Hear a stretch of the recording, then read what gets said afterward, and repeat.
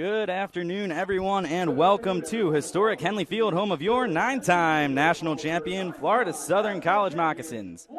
I'm Andrew Pauling, and it's my privilege to be with you for Senior Day for the class of 2021, as we will be recognizing 12 Mocks before today's doubleheader against the University of Tampa.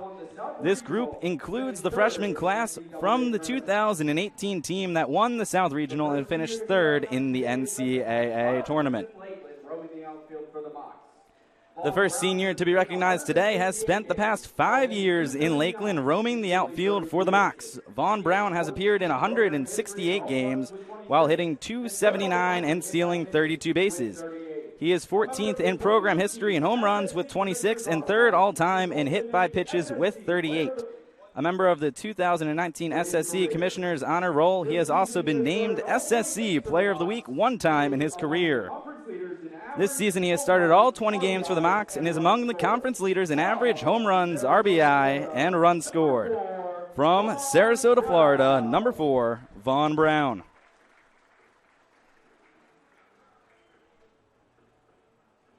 The next senior has spent the past 3 years of his career at Florida Southern after transferring from Daytona State.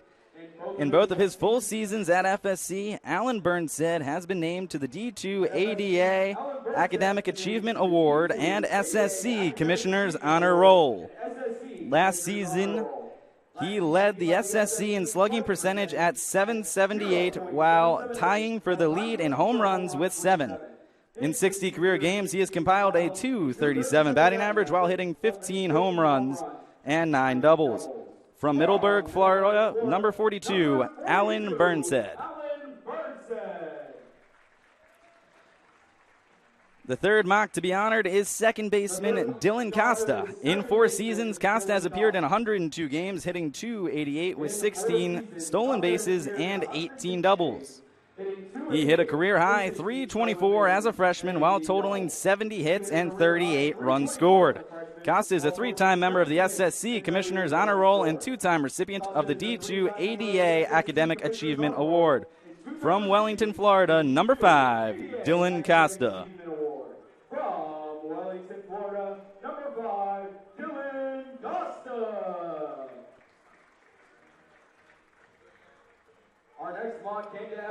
Our next mock came to FSC after spending 2 years at Santa Fe College. In his 2 years in Lakeland, Kyler Marquis has appeared in 21 games, collecting 13 hits, including 4 doubles, 3 homers, and a triple.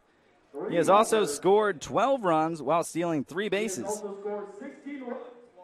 Last season, he was named to the SSC Commissioner's Honor Roll and was a recipient of the D2 ADA Academic Achievement Award.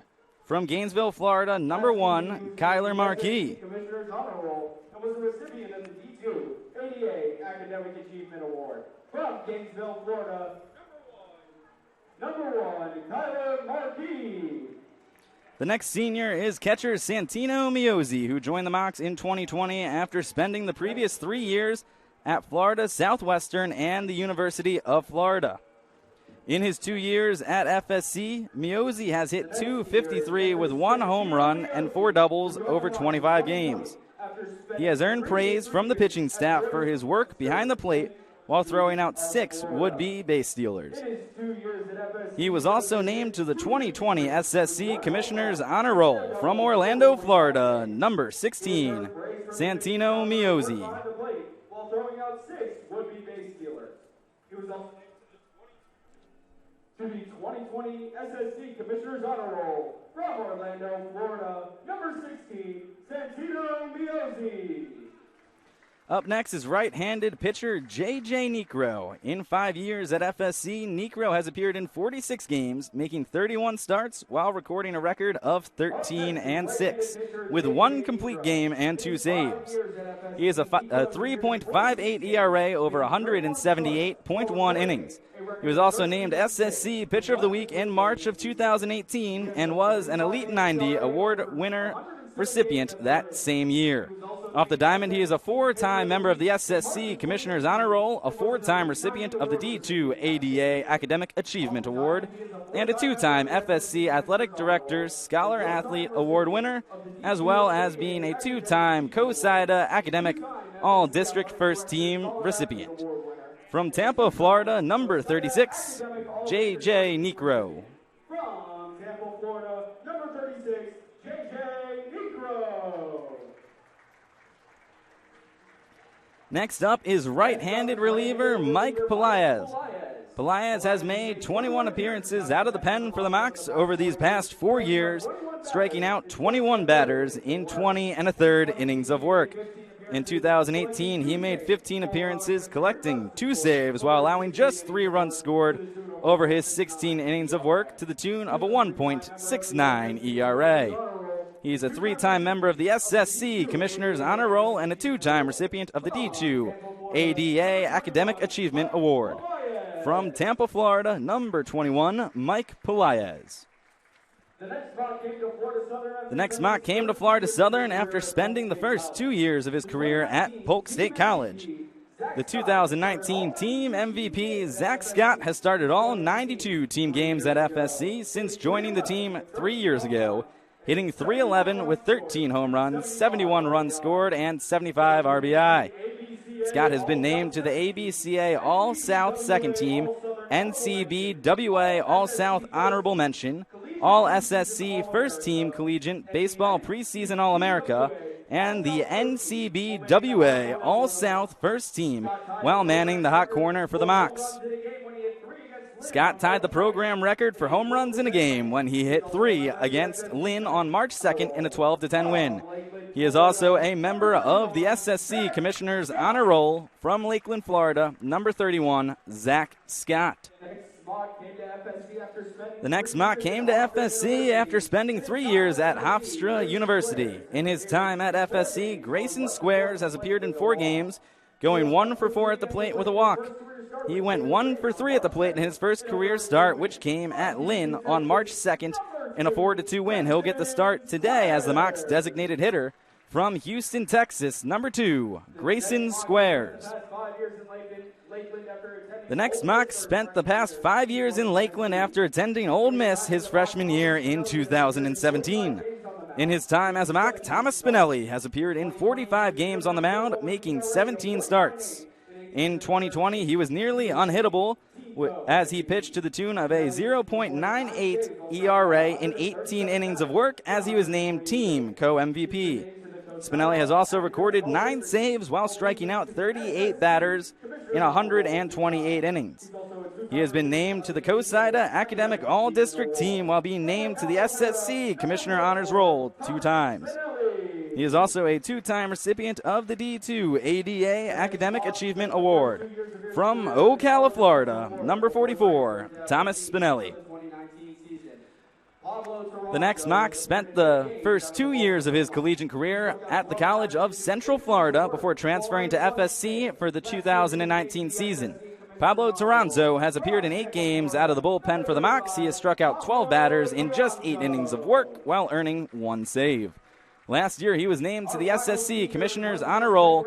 From Tampa, Florida, number 34, Pablo Terranzo. Our final senior is one of the most decorated student athletes in program history. Jacob Teeter is second all-time in consecutive games played as he played all 143 team games at first base from February 2nd of 2018 to March 10th of 2021. Teeter is 5th all-time in home runs with 31 and 7th all-time in putouts with 1,039. He comes into play today with a .336 average, .436 slugging percentage, and .560 on-base percentage, scoring 115 runs while driving in 137 in his career. He has also walked more times than he has struck out, drawing 96 walks. Of his 180 career hits, 57 has been for extra bases. In 2018, he was named SSC Freshman of the Year. In 2019, he earned SSC Player of the Week honors while being named NCBWA National Hitter of the Week in March. Teeter has also been named to the Collegiate Baseball Preseason Player to Watch list on 2 occasions. He holds the program record for single-game runs batted in with 10, which he set against Felician on March 6th of 2019. Off the diamond, he is a 3-time member of the SSC Commissioner's Honor Roll and a 2-time recipient of the D2 ADA Academic Achievement Award. a two-time recipient of the COSIDA Academic All-District Honors, and he currently serves as the Student Athlete Advisory Committee representative for baseball. From Melbourne, Florida, number 33, Jacob Teeter. And, of course, a thank you to the class of 2021 for all their contributions to the Moccasins baseball program.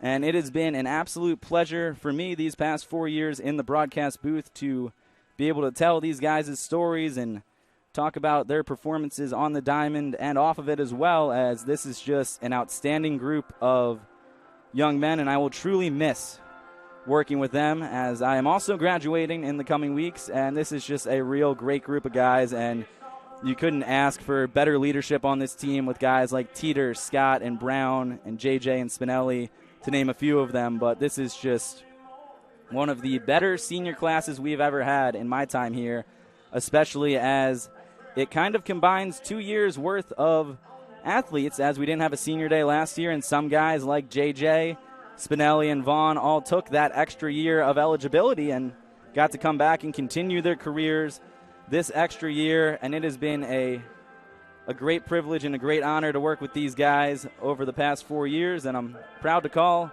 them a great group of friends as well, and it's been a heck of a ride, and I'm thankful for my time here, and I know these guys are as well, as they'll wrap up their collegiate careers in the coming weeks, a few of them, of course, with aspirations of continuing on and playing at some level of professional baseball. Thanks again for tuning in to the pregame ceremony. We'll be back in a few minutes with lineups and the first pitch. First pitch scheduled for 2 o'clock here in about 20 minutes as we get underway for our Saturday doubleheader against the Tampa Bay Spartans here at Henley Field.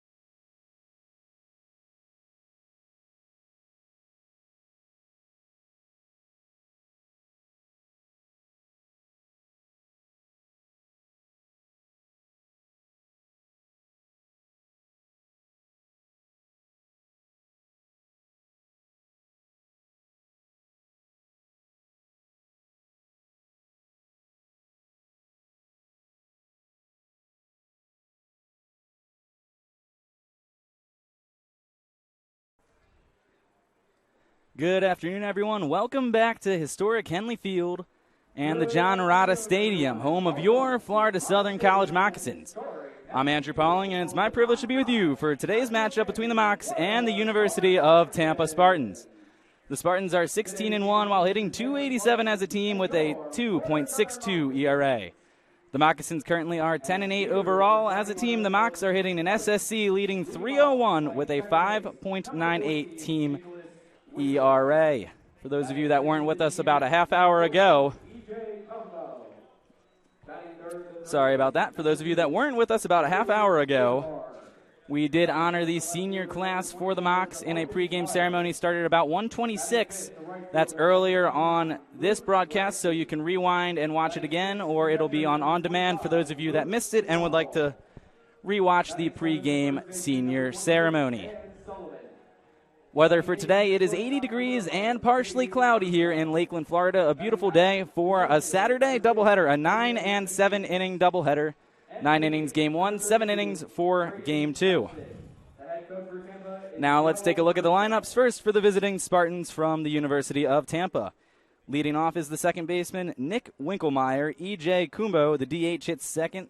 Hitting third is the third baseman, Drew Erhard. The left fielder, Jamaris Lyons, is in the cleanup spot. Luke Glancy, the right fielder, hits fifth. Luke McDonald, the catcher, hits sixth. In the bottom third of the first baseman, Dan Sullivan.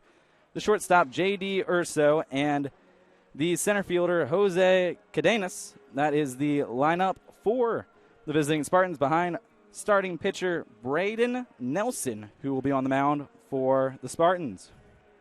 And the lineup for your Florida Southern Moccasins. Leading off in center field is Vaughn Brown. Colin Kamerig hits second. He's playing second. Connor Berry, the first baseman, is in the 3 spot. Zack Scott, the third baseman, is cleaning things up for the Mocs with the right fielder, Tor Sainert, hitting fifth. The left fielder, Nick Wells, hitting sixth. The bottom third of the DH, Grayson Squares. The catcher, Cody Duke. And the shortstop, Kyler Marquis, on the mound for the Mocs will be right-handed starter Jared Candy. The umpires today behind the plate, Gary Glover. On the bases, Kevin Flay. This is game 2 of the series as the Mocs dropped game 1 at Tampa last night by a final of 6-1. The Mocs with just 2 hits in the ball game. One of them a solo home run by Zack Scott as he went yard to center field. Connor Berry with the other hits. He extended his hit streak to 12 games as he currently leads the SSC in batting average at .407 coming into the weekend series. Just a minute or two away from play here in Lakeland, 1:57 local time. The Mocs should be taking the field any minute, just waiting on the thumbs up from Jacob Teeter to get that Moccasin lineup rolling and waiting on Jared Candy. The Mocs are outside of the dugout, so we should be getting underway in just a moment as we get ready for this beautiful Saturday doubleheader. A little bit of the history between the series. This is the 218th meeting between these two clubs. The Mocs holding a slim 113-105 advantage in the series. The 218 games played is the second most versus any opponent, trailing the 228 the Mocs have played against the Rollins College Tars. FSC leads the series in Lakeland 64-46. Tampa holding a 54-45 advantage in games played in Tampa. The Spartans also lead 22-19 in NCAA postseason games. Tampa's won 5 of the last 6 games, so they hold the recent advantage in the series as these two teams have combined for 17 NCAA championships, of course, with Florida Southern leading all Division II programs with 9 championships, the last coming in 2005. Tampa, they're still the reigning national champs from 2019 as there was no postseason last year in 2020. They're second all-time with 8 titles, and they're looking to tie their conference rivals with 9 as they would win their next championship.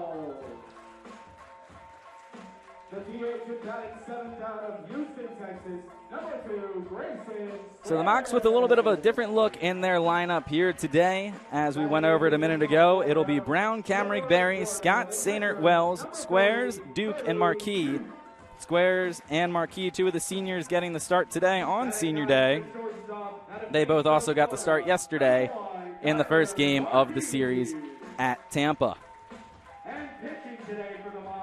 Jared Candy will be making his second appearance at Henley Field this year. His other 5 starts have come on the road. In his first home start last weekend, he struck out 9 batters over 6 innings of work, allowing 2 earned runs. And he had a good start there, although 4 runs did come across the plate. Only 2 of them were earned. Candy, a one-time SSC Pitcher of the Week as well. That came in the opening week of the season. We're going to step aside for a moment for the playing of our national anthem, and we'll be back with you in a moment for the first pitch.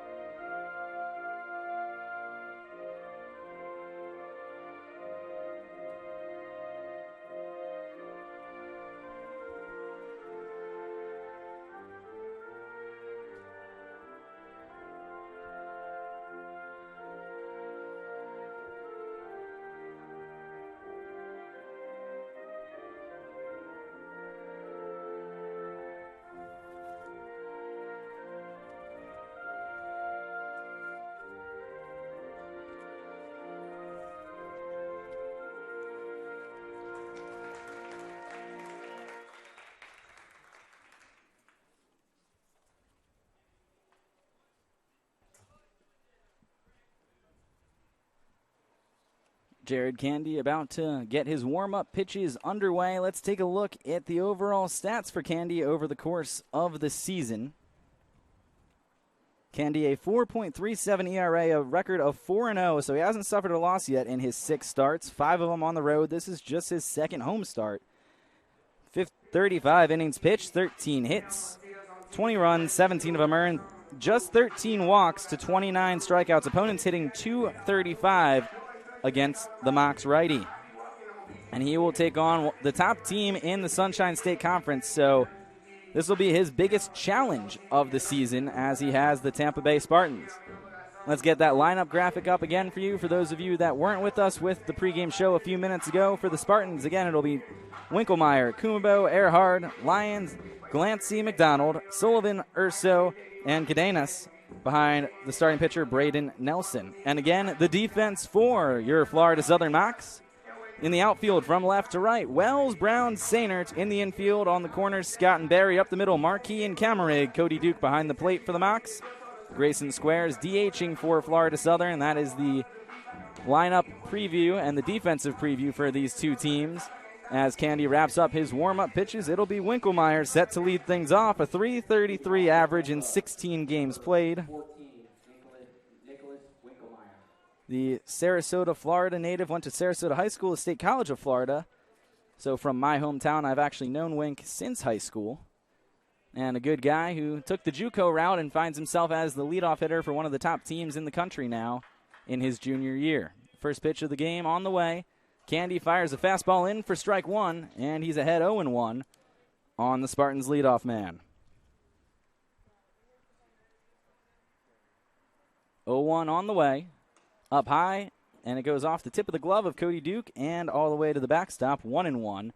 As home plate umpire Gary Glover got a lucky break there. That one could have really hurt had it deflected a little bit differently. Kevin Flay, again, the umpire on the bases. The 1-1 pitch from Candy. Down low, 2-1. 3 straight fastballs, 2 of them missing, 1 in there for a strike. Winklemeyer, 4 doubles, 18 hits, 14 runs scored. That's third on the team in that category, and the count goes to 3-1.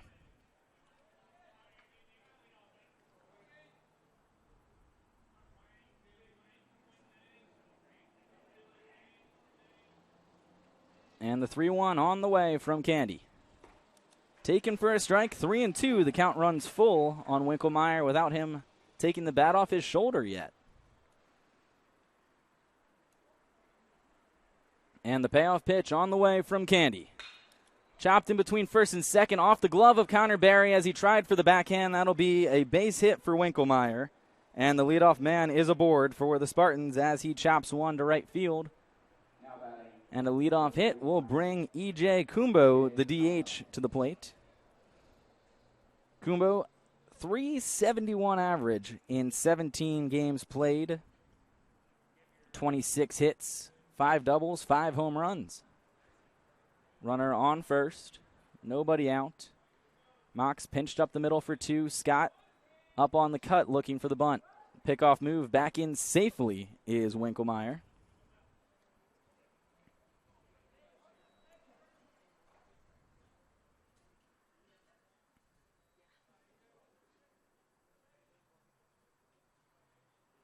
And the pitch squares around to bunt, fouled off, and it's 0-1.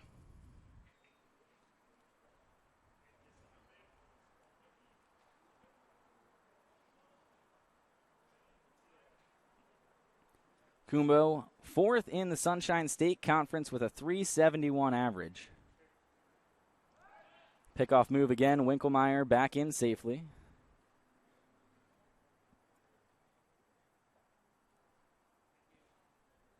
The Mocs do have 3 of the top 6 spots with Connor Berry leading the way at 403.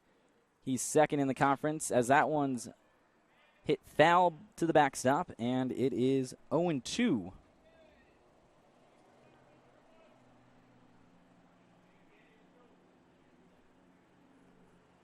Vaughn Brown at .365 and Jacob Teeter at .362, 5th and 6th respectively in batting average in the conference. 0-2 pitch on the way from Candy. Breaking ball outside, 1-2.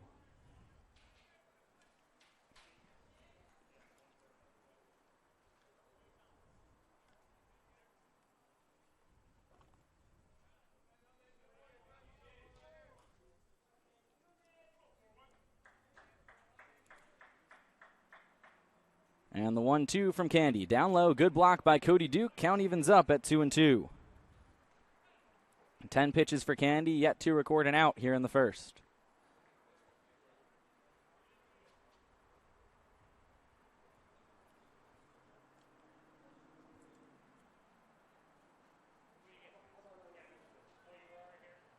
And the 2-2. Inside, and again a full count. 2 batters, 2 full counts for Jared Candy. That is not the start you're looking for, as we have 16 innings of baseball to play here today. Candy needs to get some quick and efficient outs. Payoff pitch on the way, and the pitch outside, ball 4, and that'll be a walk to Kumbo. Runners on first and second as Winkelmeyer advances on the base on balls. Something Candy did so well in his last home start was control the pitch count. 7 2/3, 10 hits, 4 runs, 2 of them were earned, 8 strikeouts for Candy in that start. But the pitch count by inning, 9, 14, 7, 38, that was the outlier, 14, 10, and 8 as he finished with 112 pitches. He didn't get out of the 8th inning, but those were the 7 complete innings, as that one is fouled away by Drew Erhard attempting to bunt. The count goes to 0-1. Candy with 13 pitches here. He's going to throw more pitches in this first inning than he did in all but 1 of his 7 complete innings the other day when he started last weekend. Throwing under 15 pitches in 6 of those 7 complete innings. That one's in there for a strike. It's 0-2. He's about to throw his 15th pitch of the first, for comparison's sake. We talked to Candy throughout the course of the week, and that was something he made a big pride point of, was his efficiency, that he was able to have a 38-pitch inning, but the other innings were all so quick and dominant that he was able to work through and almost get through 8 innings of work. So a big pride point for him is that efficiency and his ability to fill up the strike zone. He's just lacking a bit of that command here in the first inning against the Spartans. Erhard, 297 on the year. That one's down low, and it's 2-2 on the Tampa third baseman.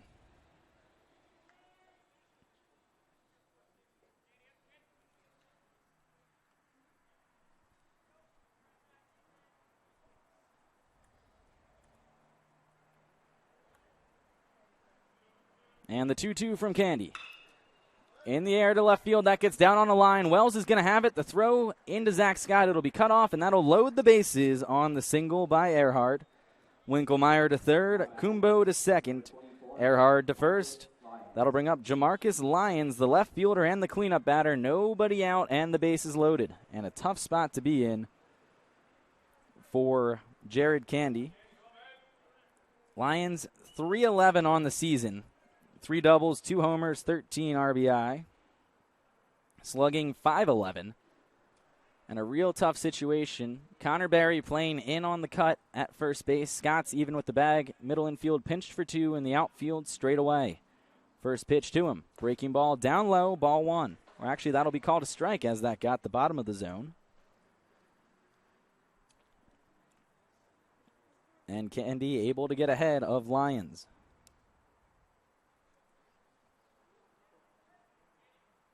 0-1 pitch on the way. Breaking ball popped up. Straight away left field. Coming in is Wells. Catches it, and the throw will be cut off by Zack Scott as Joe Urso, Tampa's head coach, holds the runner. Winkelmeyer at third. And there's the first out of the ball game as Lyons flies out to Nick Wells. Good footing there by Wells, getting behind the ball, making a strong throw in. 1 away for Luke Glancy, the right fielder.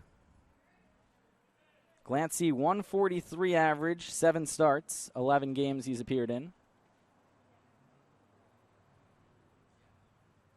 First pitch to him, changeup swung on and missed as Candy had him well ahead of that one, and it's 0-1. 20 pitches now for Jared Candy. 1 away in the first. Bases loaded. And the 0-1. Up high, 1-1.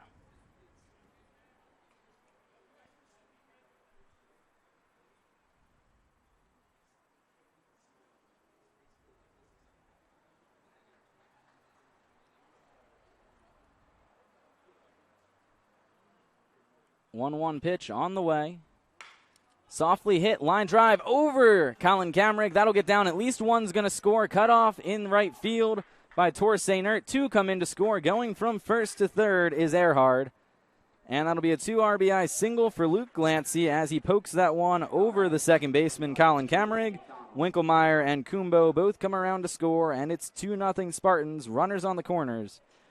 Erhard and Glancy with the catcher Luke McDonald coming up to bat. McDonald, a .308 average, 11 games, 8 starts. And the early base hit and walk come back to bite Jared Candy.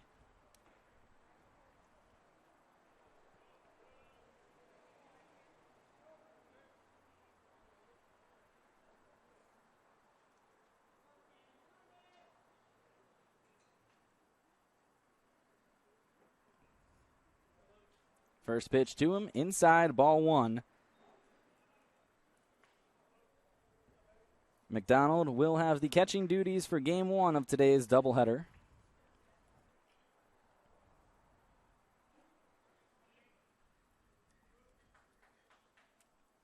Three hits already for the Spartans. And the 1-0. Down low, did he go on the check swing? Cody Duke has it. The appeal, no, says the base umpire Kevin Flay, and the count's 2-0 on Luke McDonald.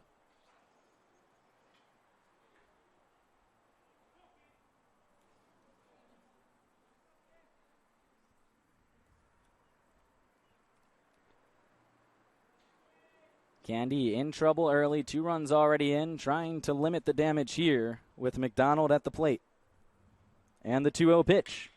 Grounded to third, diving stop by Zack Scott, goes to second for 1. Kamrick has it, feed to first, is going to be not in time as Scott's able to get the lead runner at second, but another run comes across to score as McDonald drives in Erhard on the fielder's choice.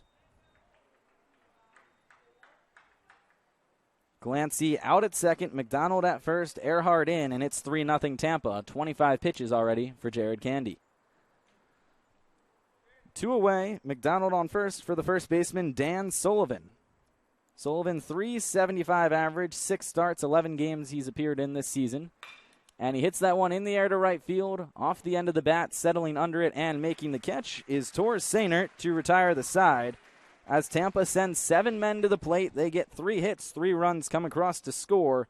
1 left on base, and the Mocs trailing by 3 coming up after this.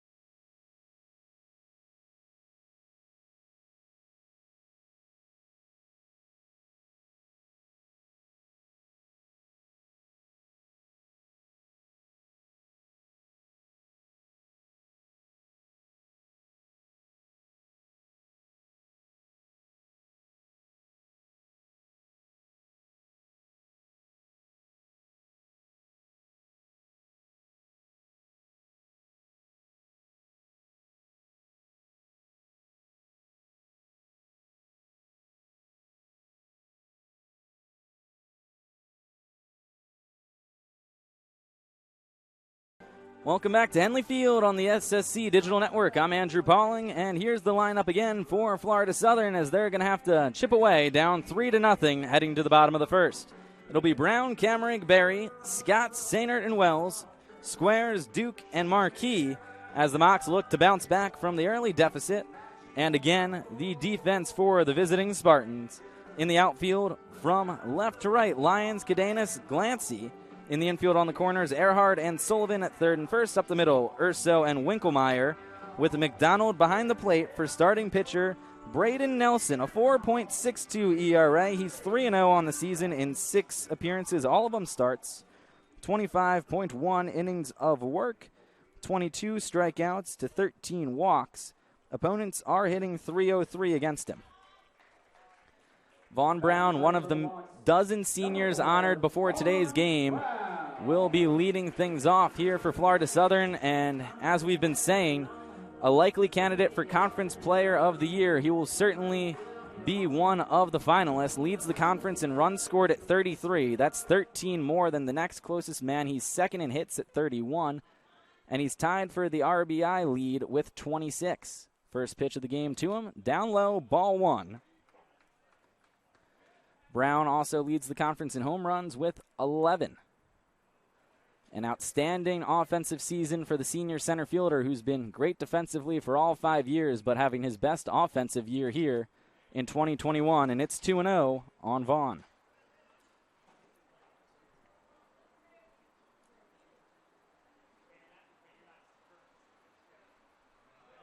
Brown has a pair of leadoff homers this season as well. The 2-0 pitch, swung on and missed, 2-1. He'll be followed by Kammerig and Connor Berry.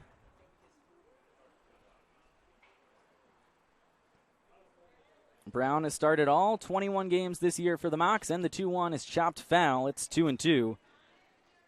He and Zack Scott, the only 2 Mocs to start every game this season. Of course, some more career stats for Vaughn. 168 career games. He's a .279 career hitter with 32 stolen bases. As that one's down low and away, count runs full. 2 full counts for Jared Candy in the first inning, and 1 already here for Braden Nelson. Vaughn's also 14th all-time in program history in home runs with 26, and he's 3rd all-time in hit by pitches with 38. Payoff pitch, up high, ball 4, and he earns the leadoff walk.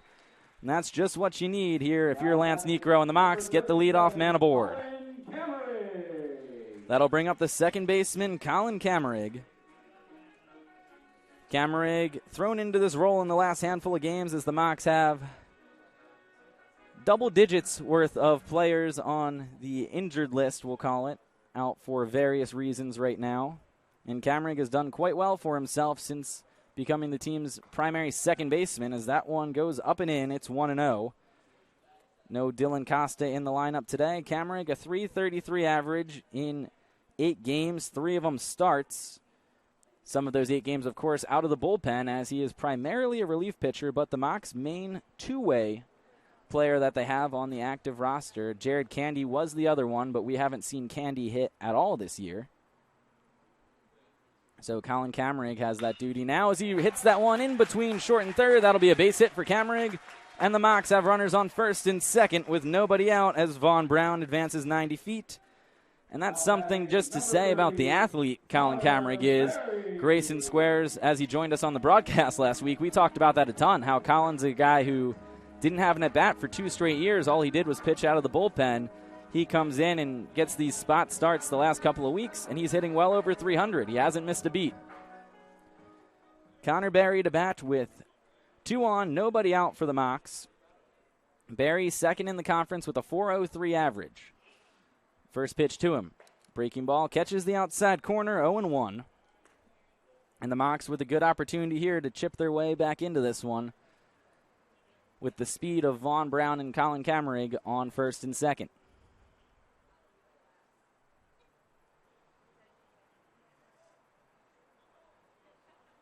0-1 on the way.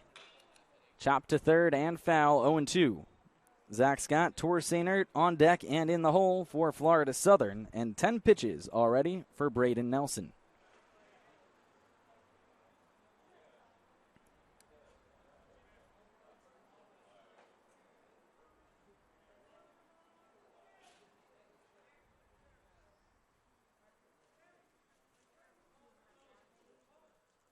And the 0-2. Just outside, 1-2. A good eye there by Berry, one of the more patient and mature hitters at the plate for the Mocs.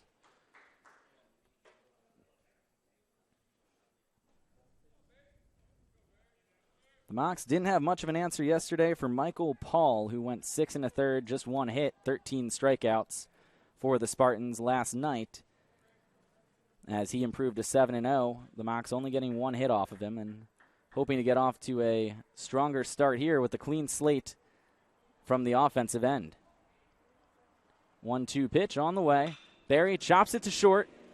Urso has it, goes to second for 1, and that's all he's going to get as Berry is able to beat it out. There was no throw actually over to first as Colin Kammerig did a good job of breaking up the double play.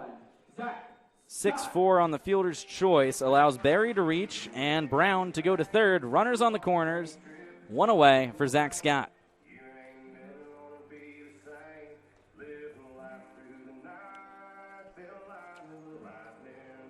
Scott, the 2019 team MVP, he started all 92 team games since joining FSC 3 years ago, hitting .311 with 13 home runs and 71 runs scored, 75 RBI.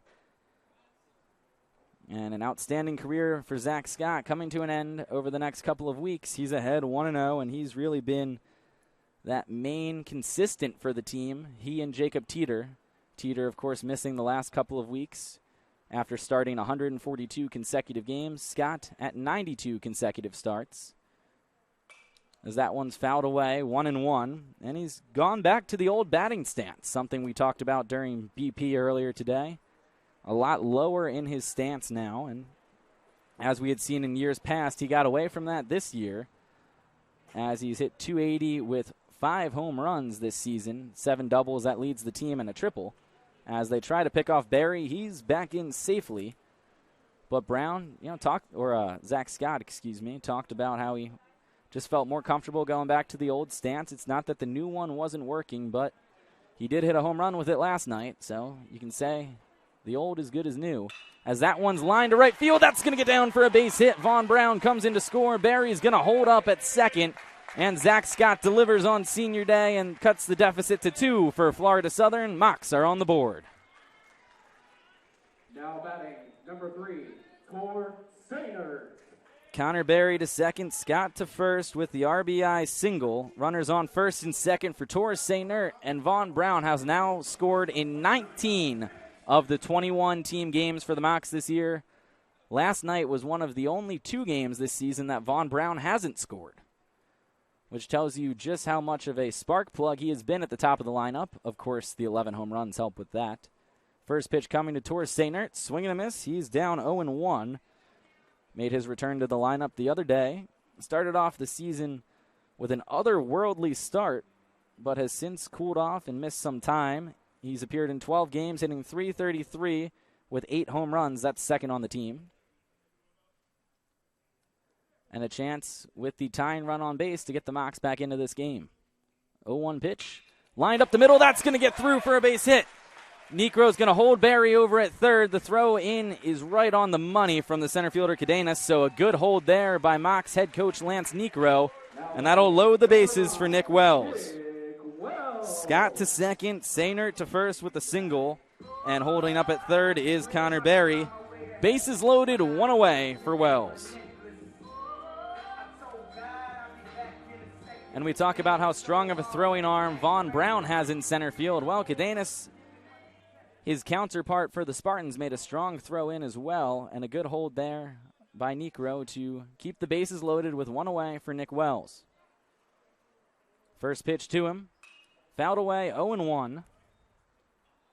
Wells, 256 on the season, 11 games, 9 starts, 3 home runs, 7 RBI for the transfer outfielder. So neither pitcher, from a pitch count standpoint, having a rather effective first inning, as the Mocs have the tying run 180 feet away. 0-1, up and away, 1-1. A good save there by McDonald behind the plate.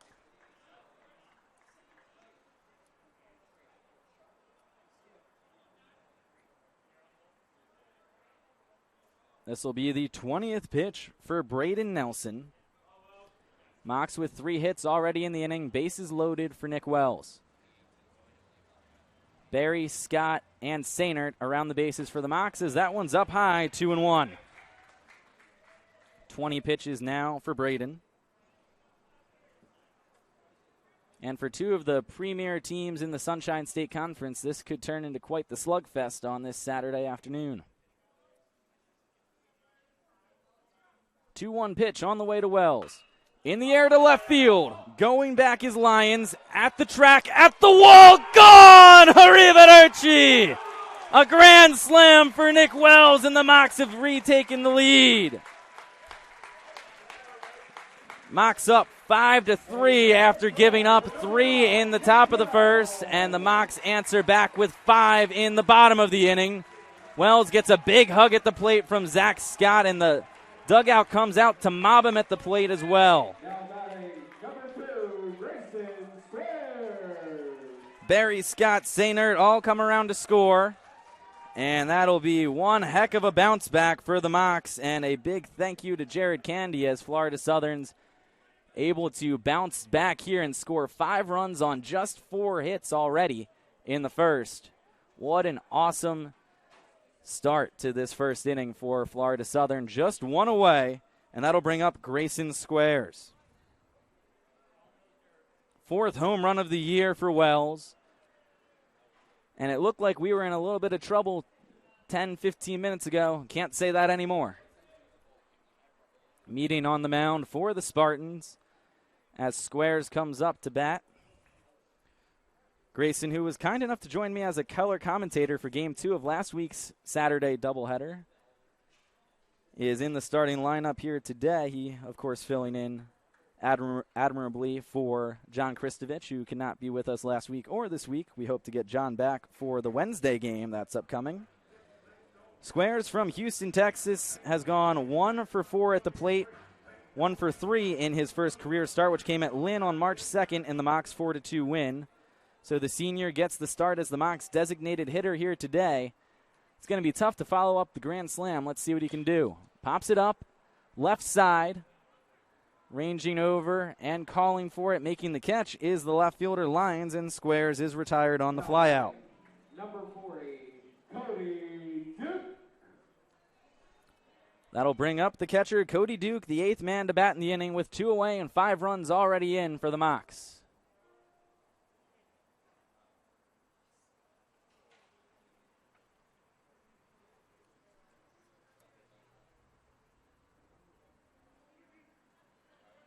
First pitch on the way to Duke.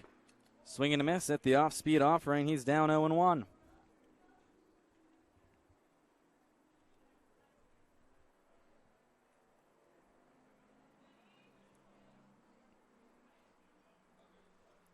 On the way from Nelson. Down low, 1-1. The count evens up to the Mocs catcher. Senior shortstop Kyler Marquis on deck for the Mocs.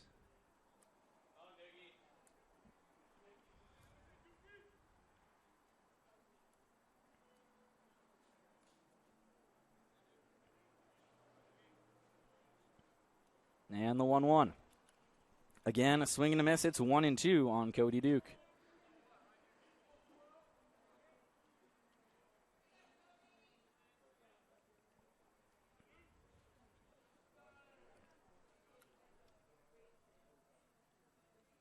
And the 1-2 from Nelson. Down low, 2-2. The count evens back up. 26 pitches for Nelson, and that puts him at an even 26 compared to what Jared Candy threw. So neither pitcher able to have anything close to a clean first inning. But the Mocs will at least have the lead, if not more. Well, they will just have the 2-run lead as Duke strikes out to retire the side. But the Mocs send 8 men to the plate. 5 of them come across to score. Highlighted by the grand slam from Nick Wells. Mocs up 5-3. We're heading to the second at Henley after this.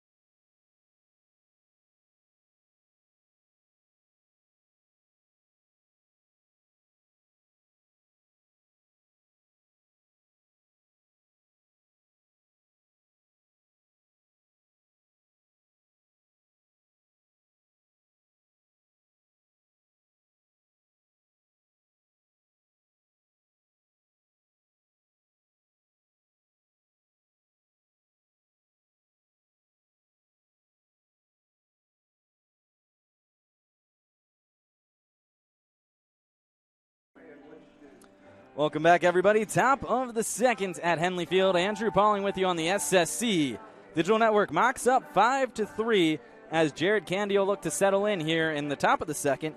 He'll have J.D. Urso, Jose Cadenas, and then back around to the top of the order for Nick Winkelmeyer. Due up here in the second, 8, 9, and 1 for the Spartans as the Mocs would like nothing more than a 0 on the scoreboard here after dropping a 5 spot in the bottom of the first.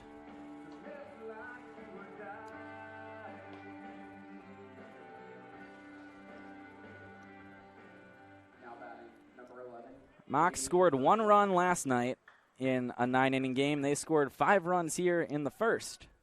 And that just goes to tell you a little bit about how this team felt about last night's game, and they come back and answer immediately after giving up the 3 spot in the top of the inning. A great job by the offense to pick up their pitcher and give him a lead going into the second. Just one of the better first innings we've seen all season just due to the circumstance of already being down by 3 as Urso takes down low, ball 1, and losing last night.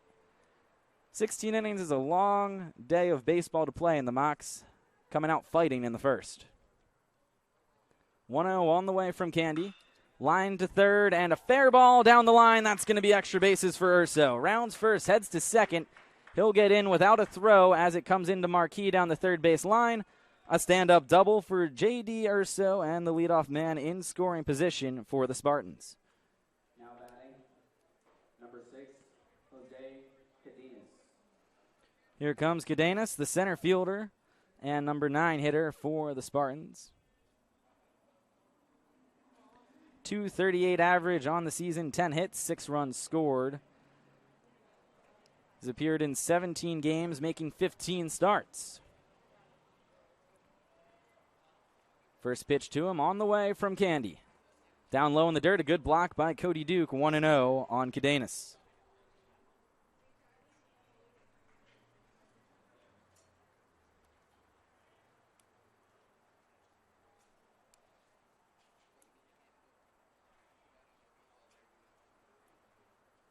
And the 1-0 from Candy, chopped foul, 1-1 as that one goes down the third base line.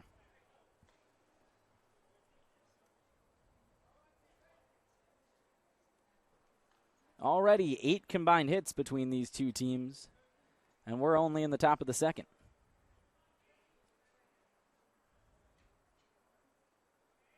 1-1 on the way, squaring around a bunt and pulling back is Cadenas. It's 2-1.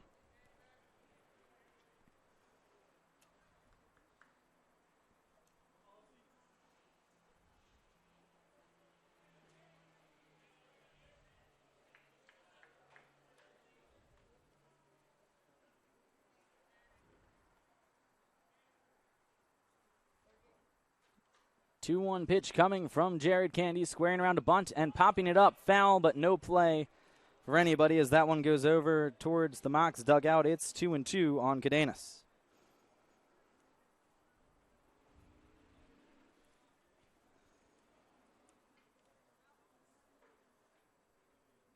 Urso on second after leading off with the double.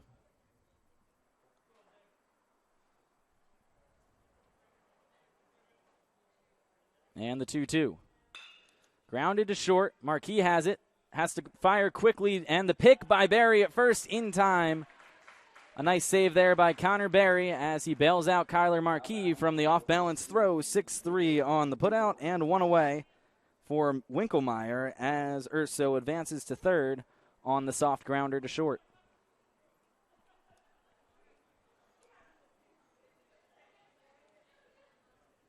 Outfield straight up. Infield back except for Zack Scott, who's even with the bag at third for Winkelmeyer. Led off the game with a single to right and scored in the first. Swing and a miss at the offering from Candy. He's behind 0-1.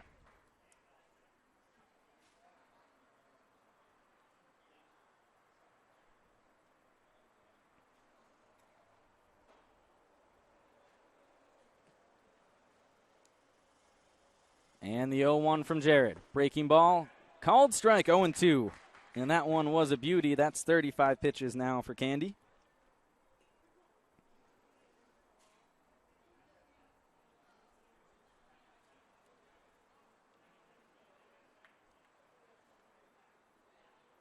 And the 0-2 pitch coming.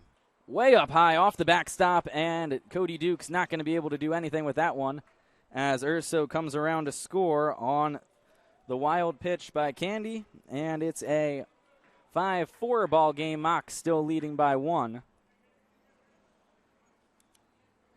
And Duke did all he could, but when you get 96 about 7 feet high, it's tough to pop up and have the reaction time to hurl that one in. The count is 1-2, and that one swung on and missed by Winkelmeyer in the dirt. Cody Duke has it, fires to first in time for the putout as Candy picks up his first strikeout of the ball game, and there's 2 away for E.J. Kumbo, the Spartans' designated hitter. Now batting number 41, E.J. Kumbo. Kumbo walked and scored in the first. He'll bat with 2 away and nobody on. Barry playing back at first base. Zack Scott's even with the grass over at third.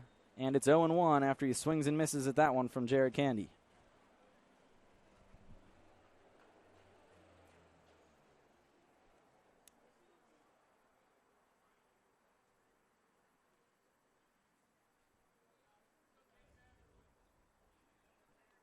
Kumbo having some trouble with the Evo Shield elbow guard and just decides to discard it altogether. 0-1 pitch on the way, inside 1-1.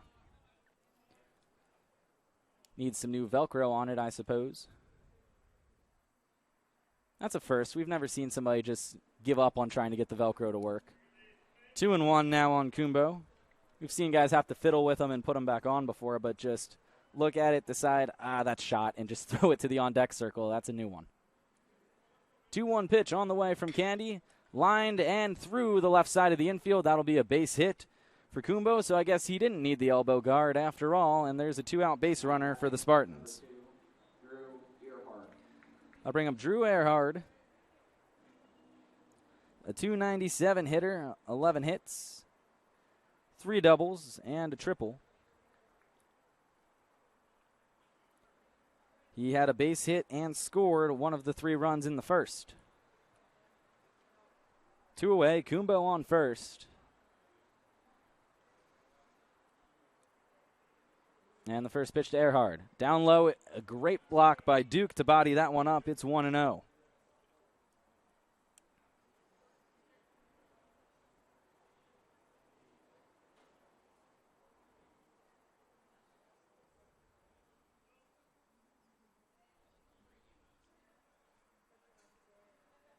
And the 1-0 from Candy.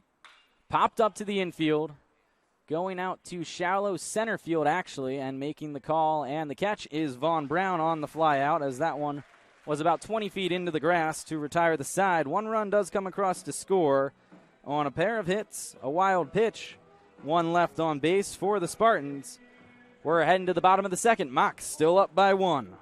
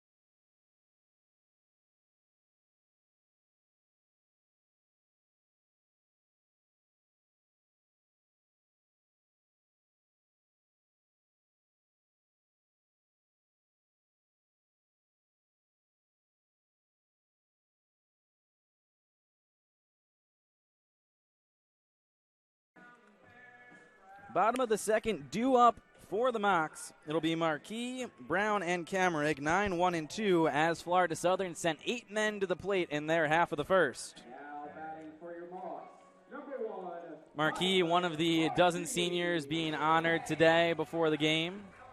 The Gainesville native gets the start at shortstop today for Florida Southern. Was the Mox primary shortstop last year.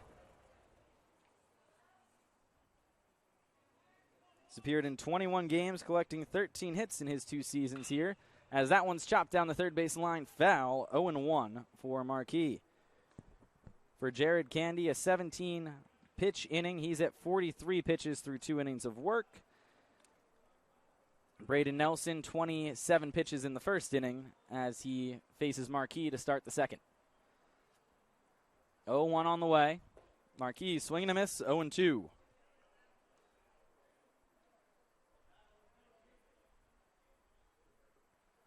Vaughn Brown on deck, who walked and scored the first Mox run of the ball game. As that one's in the dirt, 1-2. 30 pitches now for Nelson. And a lot of offense through the first inning and a half here at Henley. 5-4, Mox with the lead. The 1-2 pitch to Marquis outside, 2-2. We're in the bottom of the second. We're 40 minutes into the game, so I hope you're comfortable because we could be in for a long one here today. 2-2 pitch on the way. Marquis chops it to third. A foul ball and a nice play by Lance Negro. Bobbled it a little, but ended up coming up with it. The former big league third baseman.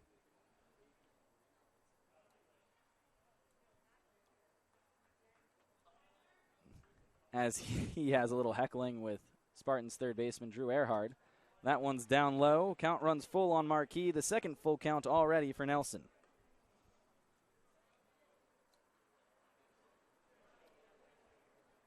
Erhard's been around for a couple of years now, so I'm sure he and Coach Negro have had quite a few conversations. As that one misses down low, and Marquis draws the leadoff walk. 2 innings, 2 leadoff walks for the Mox. The man who led off last inning with a walk, Vaughn Brown, coming up to the plate now.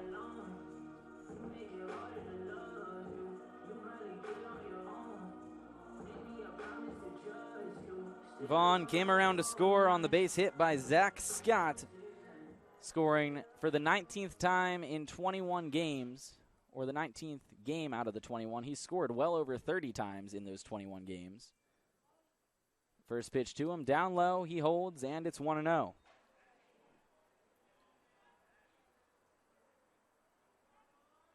Brown, of course, leading the conference in home runs, runs scored, and is second in hits. Second, and he's tied for the lead, actually, in RBI as well. Second in slugging percentage. 1-0 pitch on the way. He squares around a bunt. It's going to be pulled back, and going to second is Kyler Marquis. He's going to get in safely as the catcher McDonald attempted to throw behind Marquis over at first, and he just took off after Vaughn missed the bunt. He saw that there was going to be no chance for him to get back at first, so he takes off to second. He'll get there safely with the stolen base, but he's on the ground and appears to be injured. Athletic trainer Kat Malik coming out to check on him, as is head coach Lance Negro, Coach Striz, and Coach Crabtree. We're going to step aside while he gets tended to. We'll be back in a couple of minutes.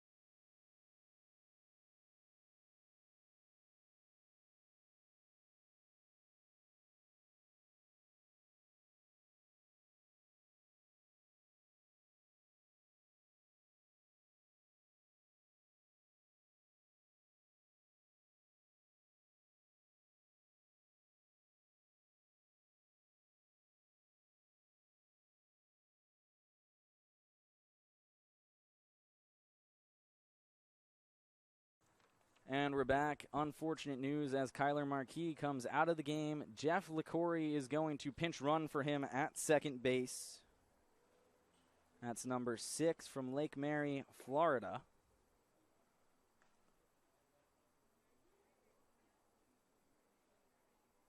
And Marquis comes out of the game grabbing or holding on to his left arm, so unsure of what happened to him at the collision, but he does leave with an unfortunate injury. Running for the Mocs, number 6, Jeff LaCory.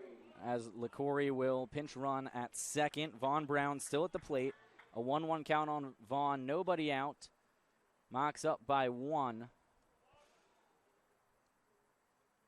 And the pitch to Vaughn. Chopped foul, 1-2, as just a real unfortunate break there for Kyler Marquis. Gets caught on the bunt attempt by Brown, got left out to dry in between first and second, took off, got the stolen base getting into second base, but was injured on the collision, and just hope he's all right. 1-2 pitch on the way. Vaughn off the cap of the bat to shallow right field, and that is going to get down for a base hit. LaCory had to hold up at second to see if it would drop, so he's unable to advance. But Vaughn Brown with a bloop single to right. We haven't seen a lot of those. Normally the exit velo is significantly higher for Vaughn Brown. Oh, boy. And we might have to take another break as Zack Scott just got hit by the bat. Connor Berry tossed the bat behind him, and it hit Zack Scott, who was coming out to collect it, and he's down on the ground. Hit him somewhere in the torso area, and he just wasn't at all prepared for it. That's off the screen to your right as we have a little bit of a pause. But, wow, what a eventful couple of minutes as Scott limps his way back into the dugout, and looks to be that bat just clean knocked the wind out of him. Colin Camrig now to bat. Two on, nobody out for the Mocs. LaCory, the pinch runner, at second. Brown at first after the bloop single to right field, as he does a good job of protecting with 2 strikes. And that's part of why Vaughn's going to be one of the final contenders for that Conference Player of the Year award, because even when he's down in the count, he can still find a way to make something happen. Infield preparing for the bunt from Camrig, and the pitch. Bunts it foul, 0-1 on the Mocs second baseman.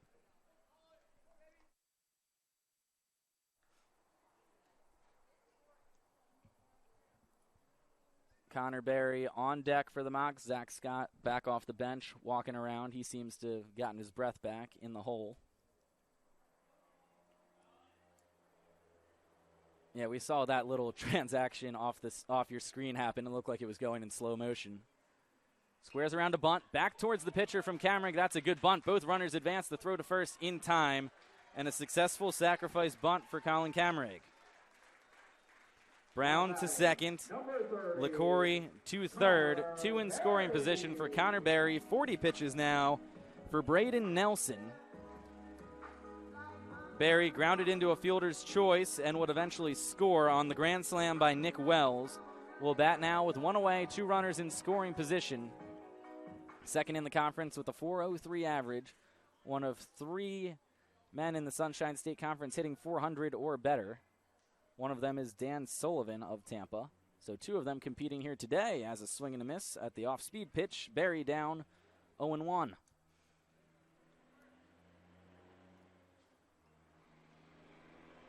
Infield playing back, willing to let a run score on a ground ball.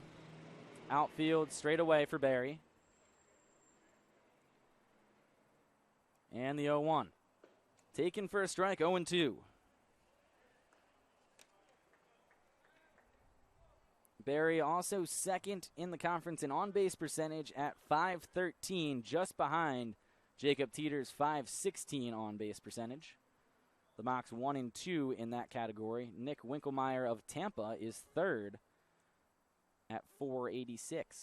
The 0-2 pitch up high. Good grab there by McDonald. 1-2.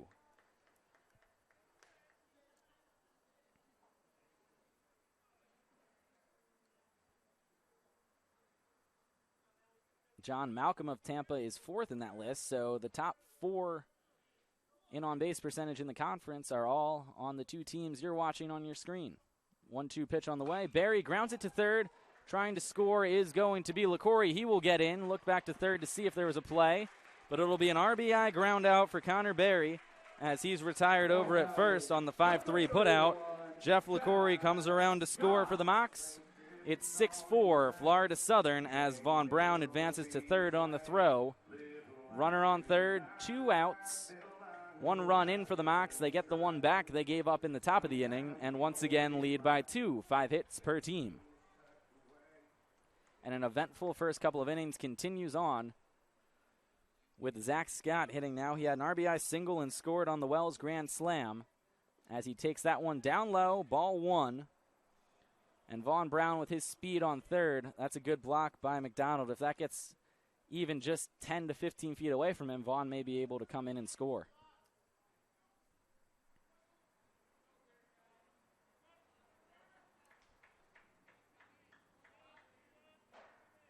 .45 pitches for Nelson. A lot of room in the middle of the field for Scott. 1-0 pitch. Swing and a miss, 1-1.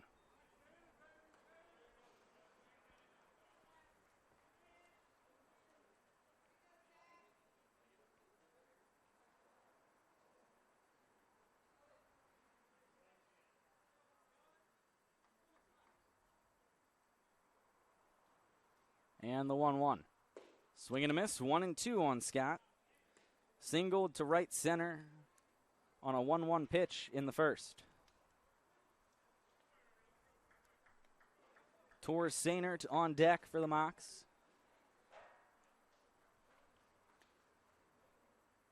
And the 1-2. Swing and a miss. Scott retired on strikes. Mocs do get one back as LaCorey comes around to score after pinch running for Marquis. Mocs strand one, score one. They're up by 2. We're heading to the top of the third after this.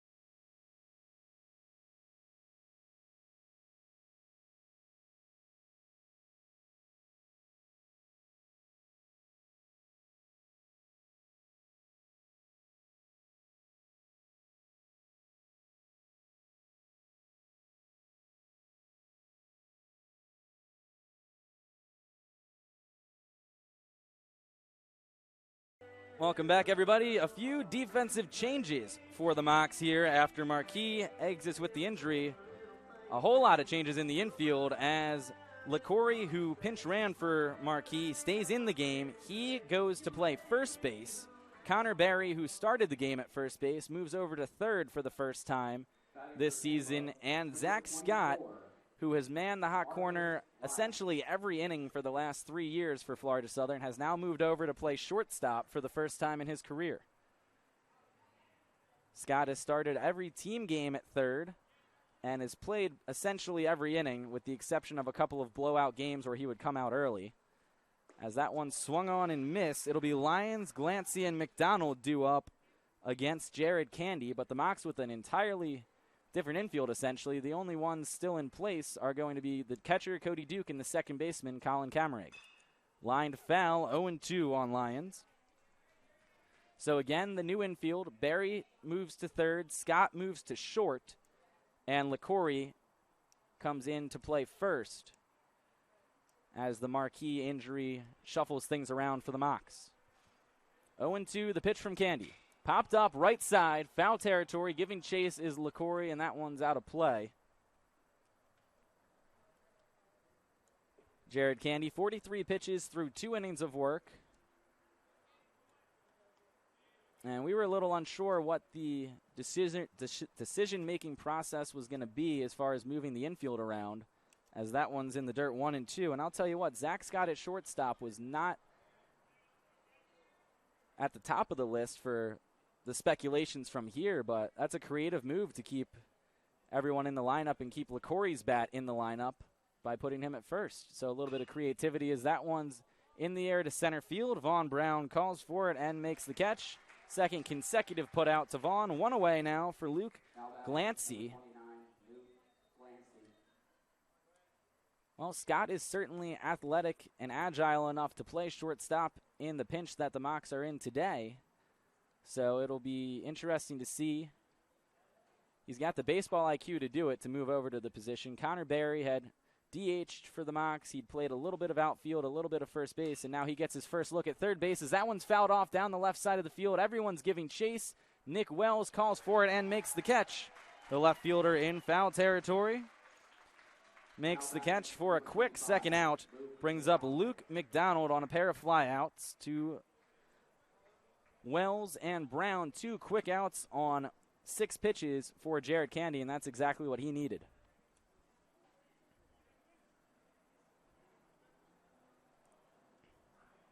And, you know, I'm sure that's something the Mocs had talked about before the game. You know, hey, what do we do in these situations? Because of how meticulous and how good of planners Coach Crabtree, Negro, and Striz are, as that's 50 pitches now for Candy. I'm sure they had that discussion with Zack Scott as, hey, if we get in a pinch, can you play short? And I'm sure they had that same discussion with Connor Barry as, you know, can he play third? And I'm sure they've done the practice reps there. And The new look infield is so far so good here in the top of the third. Breaking ball down low. It's 3-0 on McDonald.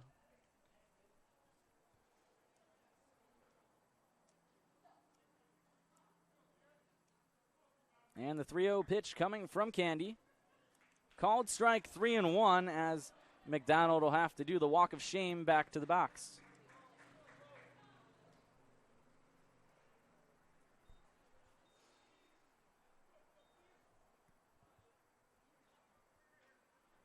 Three and one the count. McDonald reached on a fielder's choice. He's 0 for 1. And the pitch. Up and in. Ball 4. That time he draws the walk. Second walk allowed by Jared Candy and a 2-out base runner for Dan Sullivan. Sullivan, who started just 7 games, is third in the Sunshine State Conference with an average of 400 after his performance last night.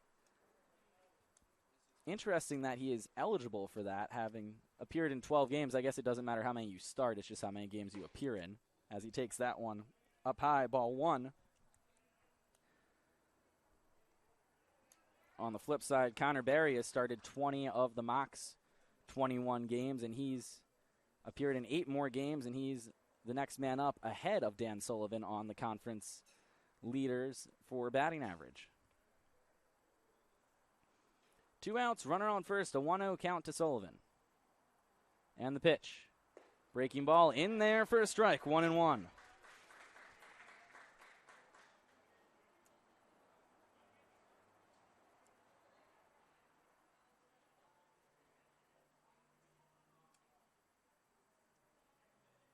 And the 1-1. Breaking ball up high, 2-1.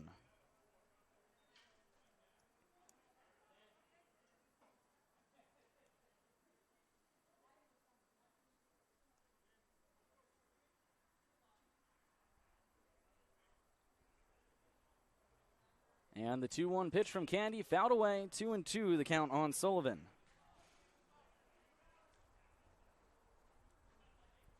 With 2 strikes, Scott and Kamrig both shift a few steps to pull.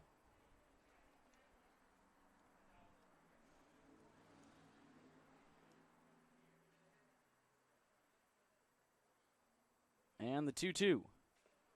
That's going to hit him in the leg somewhere, and he'll reach base on the hit by pitch as Sullivan is the first hit batter from Jared Candy. Advancing to second is McDonald. First and second for the Spartans for J.D. Urso, who doubled down the left field line and scored when he led off the second inning. Candy got the first 2 outs of the inning on just 6 pitches. And now a couple in a row able to reach off of him brings out pitching coach Nate Striz, who will make his first mound visit of the ball game.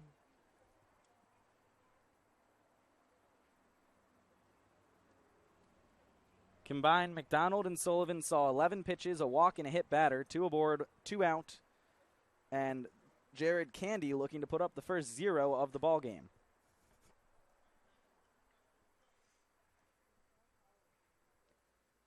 Tampa with 3 in the first, 1 in the second. Mocs with 5 in the first, 1 in the second.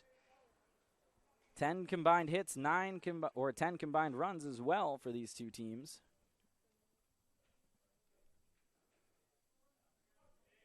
And the first pitch to Urso. Breaking ball down low, inside. And a good block by Duke. It's 1-0 as neither runner able to advance.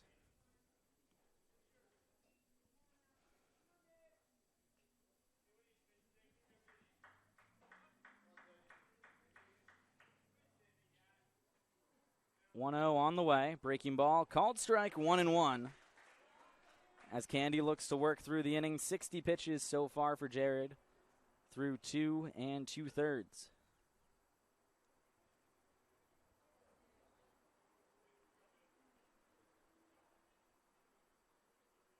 And the 1-1.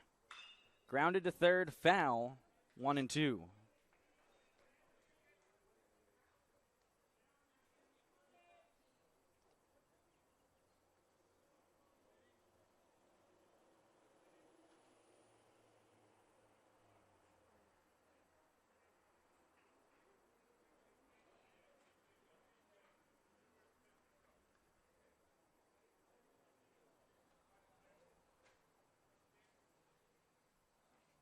And the 1-2 from Candy, just outside. 2-2, the count evens up.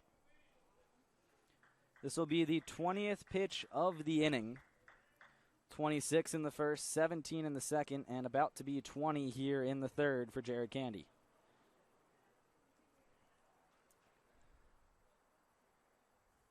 And he'll step off and reset.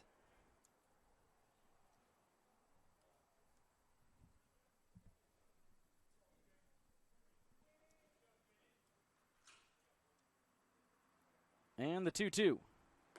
Breaking ball just missed. Count runs full. Third full count for the Spartans as a lineup. Runners will be going on the pitch. McDonald on second, Sullivan at first.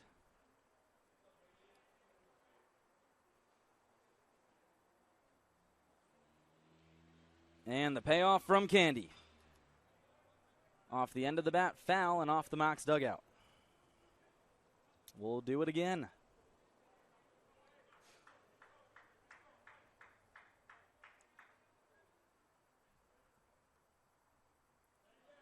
Mocs not holding anyone on. They're looking to get the man at the plate.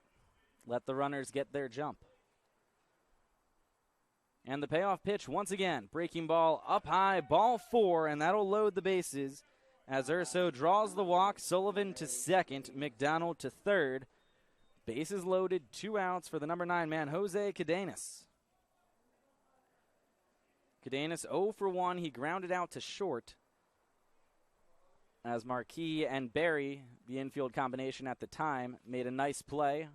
A nice throw on the run by Marquis and a good dig by Barry over at first to get the put out.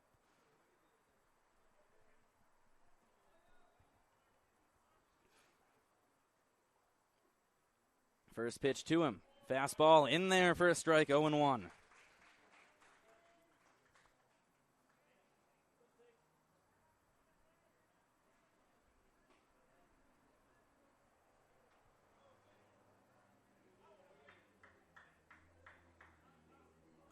Pitch coming. Line to right field off the end of the bat, and that is going to be a foul ball just by a foot or two, as that was getting over the head of LaCorey at first. And that would have been all kinds of trouble, as at least 2 would have come in to score just based off the fact that it wasn't hit that hard, so it wasn't going to get out to Sainert in a hurry at all, and it was going over the head of LaCorey. That would have been a real trouble spot.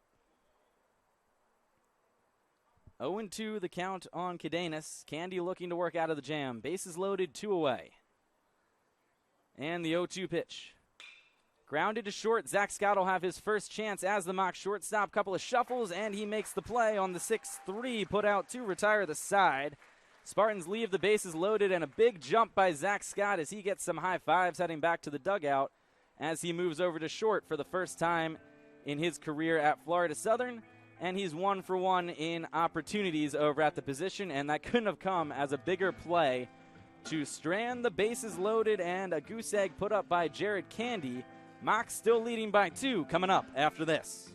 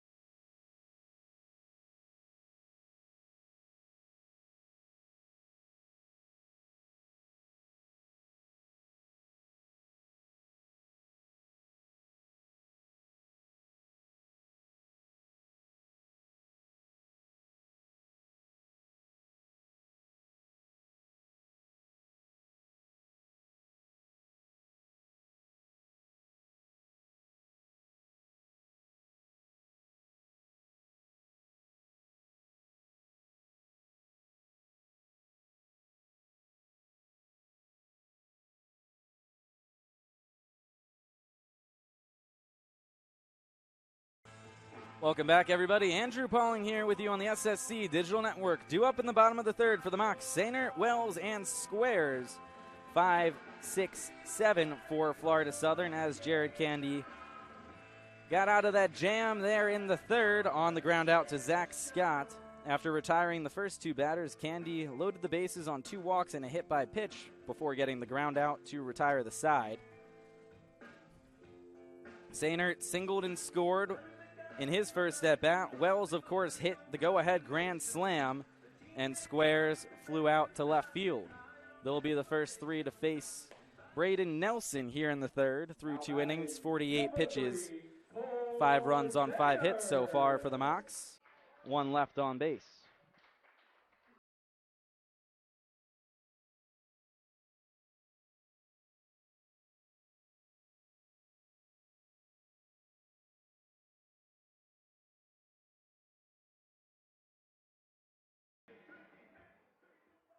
Sainert leading the conference in slugging percentage at .824, 8 home runs, and the first pitch to him.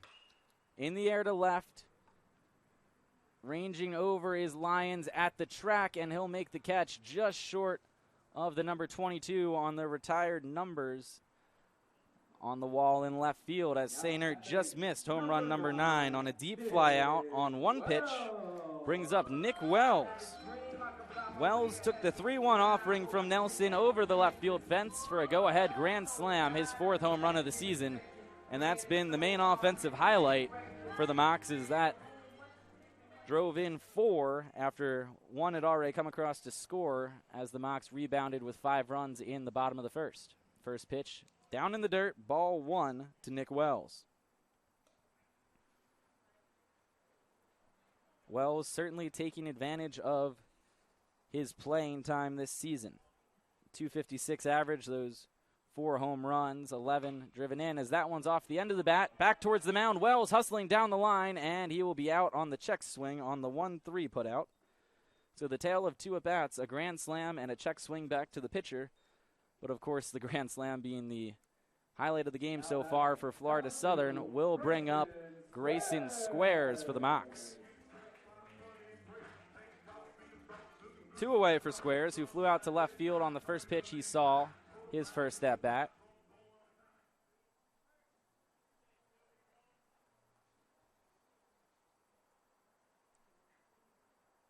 And the first pitch to him. Down low, ball 1 to Squares.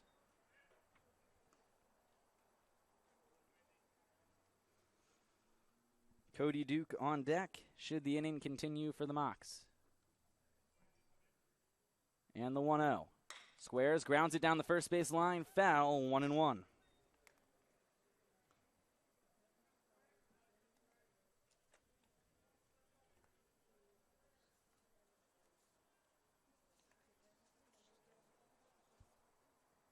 The senior from Houston, Texas, the 1-1 count to him outside, 2-1. Had a tough game last night with 3 strikeouts against the Spartans in his second start of the season, but he said he felt good, like he was taking good swings, and he was just getting beat. As that one check swing, called strike, 2-2, and you know the way he described it was the best 3 strikeout game I've ever had, because I was seeing the ball well, just couldn't put something together. Let's see if he can here today in a 2-2 count against Nelson, and the pitch to Squares.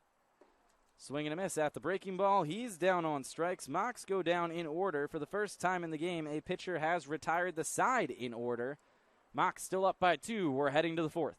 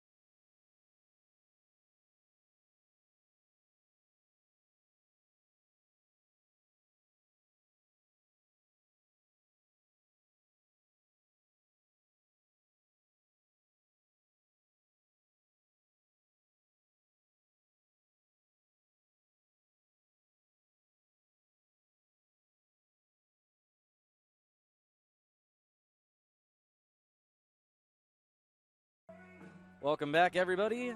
threw 2 times through the order against Jared Candy. He's still on the mound for the Mocs. First time through the order, 4 came around to score. Second time through the order, no runs in against Candy, as he picked up 1 strikeout, a couple of walks, a hit batter, 4 flyouts, and just 1 hit the second time through the order for the Spartans. So Candy far more effective that second time through, as Winkelmeyer comes up for the 3rd time in the ball game. First time through, 4 runs, 1 walk on 4 hits for the Spartans. So that second time through the lineup, much more effective for Jared Candy. And here he faces Winkelmeyer for the 3rd time. First pitch, up and away, ball 1.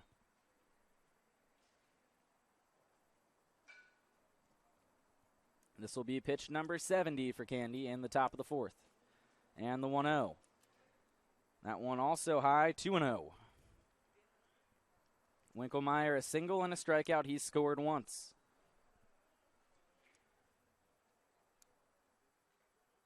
And the 2-0 on the way. In the air to left, towards the line, ranging over is Wells, and he is not going to be able to get there as that one drops harmlessly foul, 2-1. A long run there for Nick Wells. And Candy will give him a minute to catch his breath and get back out there to left field.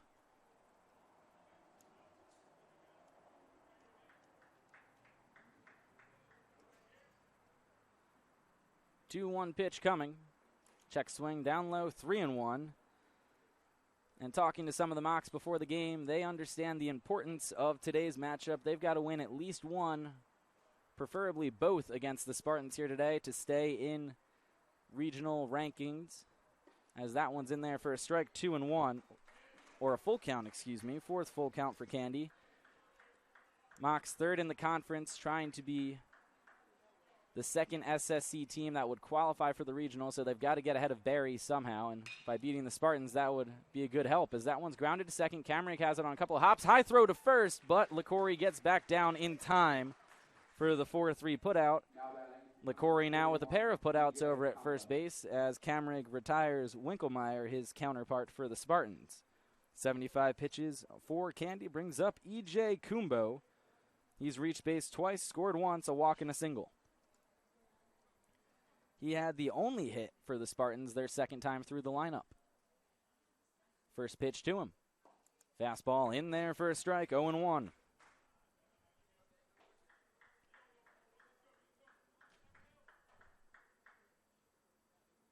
And the pitch from Candy. Breaking ball down low. Another solid block by Duke. The count evens up at 1.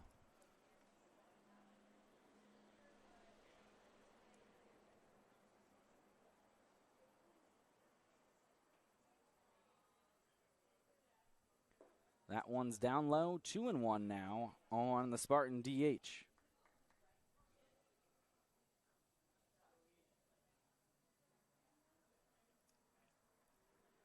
And the 2-1 pitch from Candy popped up left side and out of play, as that one's going to go off the roof of the Rada Stadium.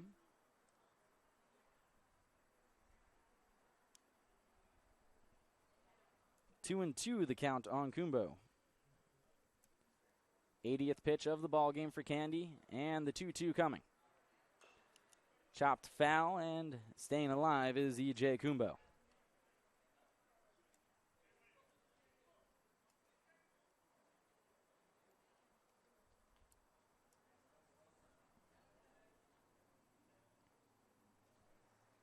And the 2-2 coming.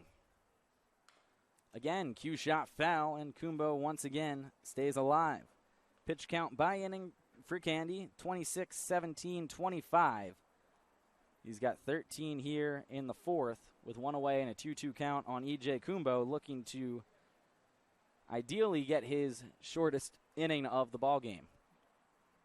2-2 on the way again. Down low, and another full count, 2nd one of the inning to as many batters, and the count is full for Kumbo. We know Candy's got the stamina to get well over 100 pitches, but he needs to get some quick outs here as that one's lined to short. A leaping grab by Zack Scott for the putout. How about Zack Scott playing shortstop as a mid-game move after an injury to Marquis? Makes an outstanding play on the leaping liner by Kumbo for the 2nd out of the inning. as I mentioned a couple of innings ago, the athlete that Zack Scott is, I was quite sure he was up to the challenge, and he shows you why there. First pitch coming to Drew Erhard, takes it for a strike, 0-1. Scott, the Mocs' typical third baseman, now 2 for 2 and put out opportunities over at short. That one's up high, 1-1 to Erhard. He's singled and scored, and he's flown out. He's 1 for 2. And the 1-1 coming. Popped up off the hands and off the backstop. 1-2 now the count on the Spartans' third baseman.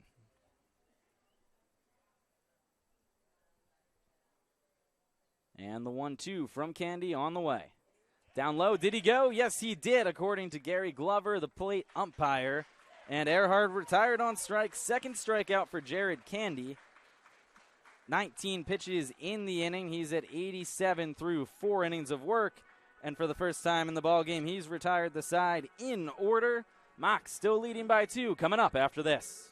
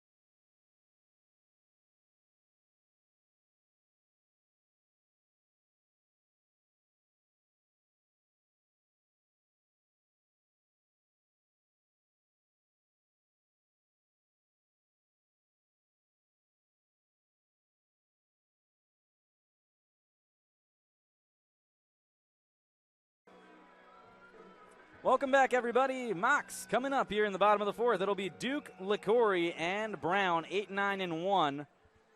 Catcher, first baseman, and center fielder due up.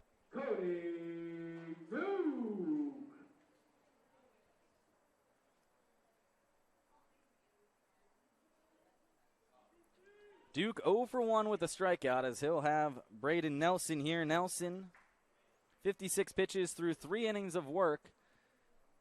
Both pitchers allowing runs in the first and second, putting up zeros in the third, and then Candy with another 0 in the fourth. First pitch to Duke, swing and a miss. He's down 0-1.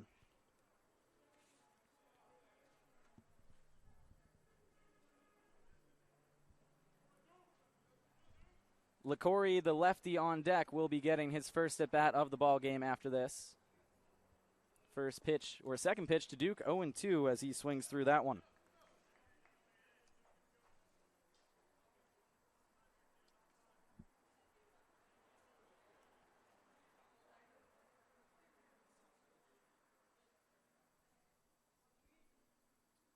And the 0-2 coming.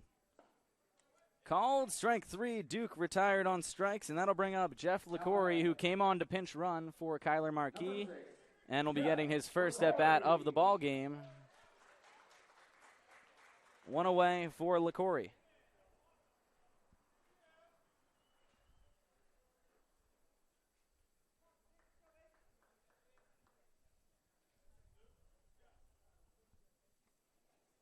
First pitch coming to LaCourie. Checked his swing. And that'll be ball 1 as that misses outside.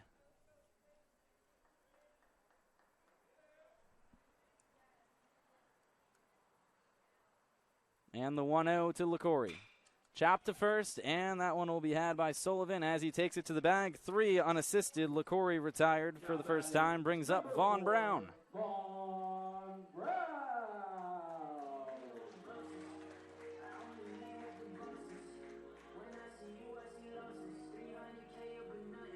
Brown's reached base twice, a walk and a run scored, and a single.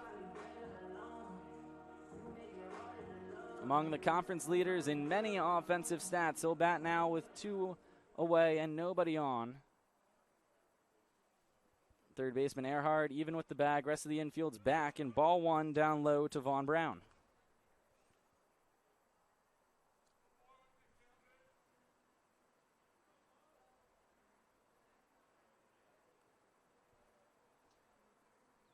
And the 1-0 coming. Swing and a miss, 1-1 to Vaughn.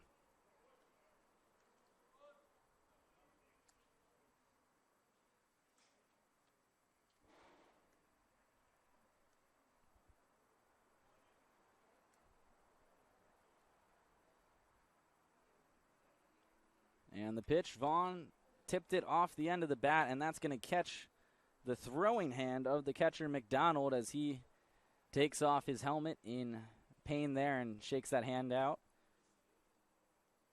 1-2 the count on Vaughn as home plate umpire Gary Glover walks out to talk to Nelson and buy a little bit of time for McDonald, who is in some obvious pain there after that one nicked him on the hand.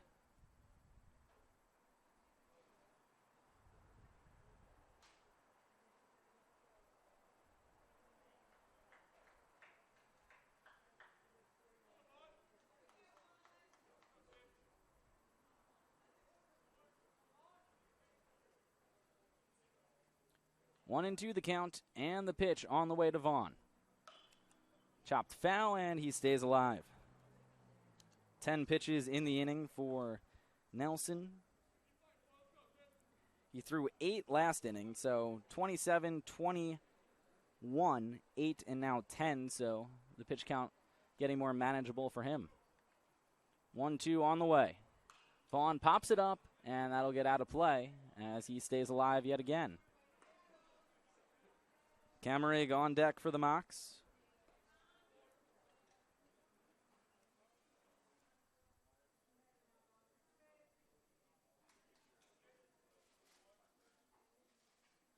And the 1-2 to Vaughn. Again, out of play. A good fight here by the Mocs center fielder. As Jordan Gaynor brings out a new set of baseballs for Gary Glover. Gaynor, one of the 3 JV guys called up at the end of their season. Him, Justin Witt, and Alex Farmer all getting the call. And the 1-2 again. Outside, 2-2, the count evens up.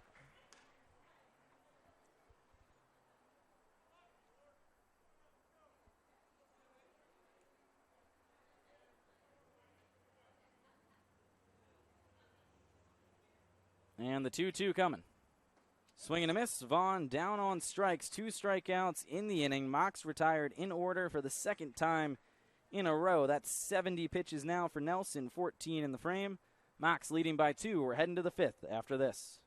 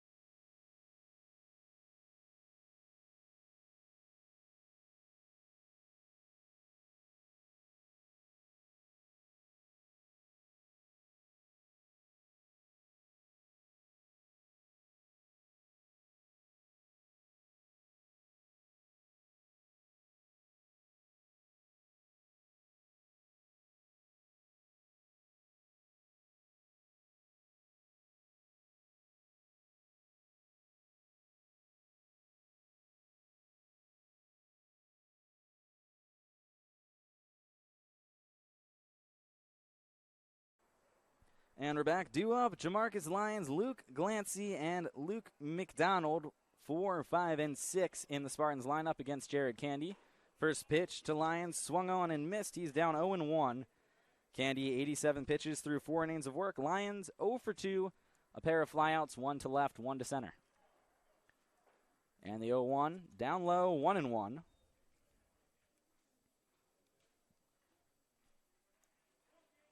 We saw Candy throw 112 pitches last week in his start, so he's got a little bit more room to work with as this is his 90th pitch of the ball game. It's 2-1. That one missed outside.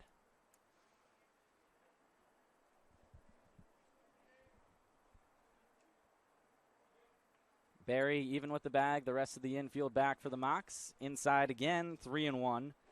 Outfield straight away as they have been for most of the ball game against these Spartan hitters.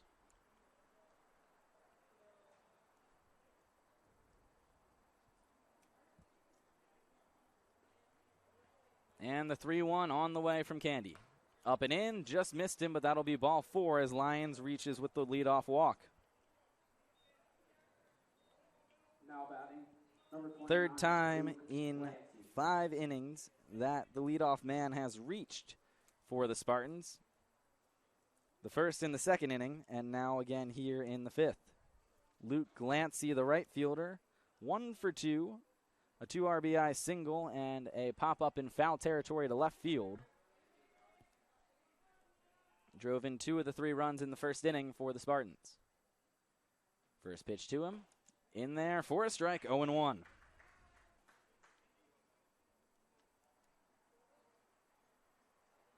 And he now throws away part of the foot guard to the on-deck circle.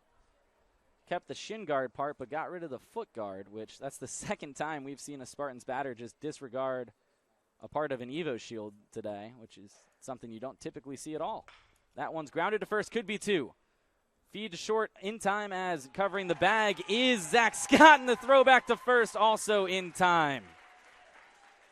A 3-6-3 double play. LaCory to Scott, back to LaCory, who made a nice stretch over at first for the double play. Lyons retired at second, and Glancy retired at first on the fine double play made by the Moccasins infield. LaCory looked like he's been playing first base all season right there, and this is the first time he's played there all season. Cool, collected, a strong throw. Zack Scott, a nice transfer and a strong throw back to him for a great double play that helps out Jared Candy. 2 away and a 1-0 count for Luke McDonald. That one's popped up off the hands. Straightaway center field, coming in a few steps and making the catch is Vaughn Brown on the flyout, as that inning took just 9 pitches. 96 through 6 innings of work for Jared Candy. That was his quickest inning of the ball game from a pitch count standpoint. And it's not even particularly close. The next quickest inning was 17 pitches, so that double play helped him out a good bit after the leadoff walk. Good defense by the Mocs. Side retired in order for the second consecutive inning. Florida Southern coming up after this.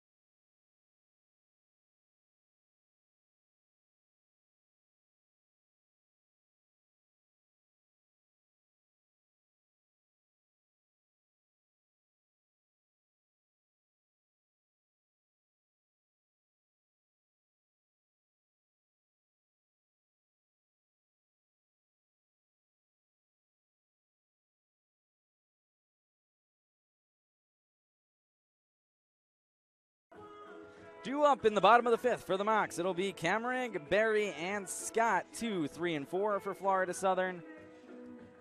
And we'll see what the Mocs can do here after 3 straight zeros put up by Jared Candy. Florida Southern scoring in the first 2 innings and being held off the scoreboard in the 3rd and 4th innings. Cameron's 1 for 1. He singled in the first, had a sac bunt in the second. As Braden Nelson wraps up his warm-up pitches. Through 4 innings of work, 70 pitches so far for Nelson. He's retired the side in order the last 2 innings. All 5 runs coming across to score the first time through the lineup for the Mocs, as Florida Southern just got 1 hit the second time through the lineup, which is a very similar split to what Jared Candy did to the Spartans on their offensive end. Mocs up by 2, each team with 5 hits. First pitch of the inning coming to Camrig. Swing and a miss as he chases one down low. 0-1 on the Mocs second baseman.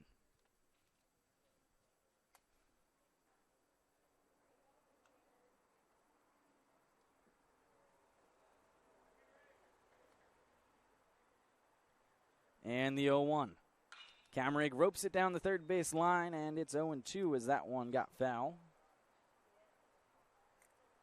And Colin will have to battle here with 2.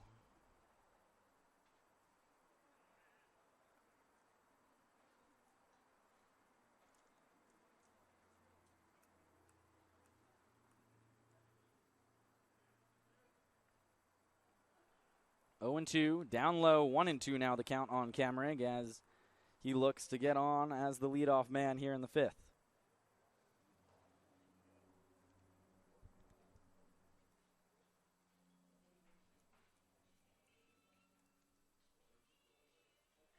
And the 1-2 pitch, down low, 2-2. The count evens up, and Colin, good job laying off of those 2.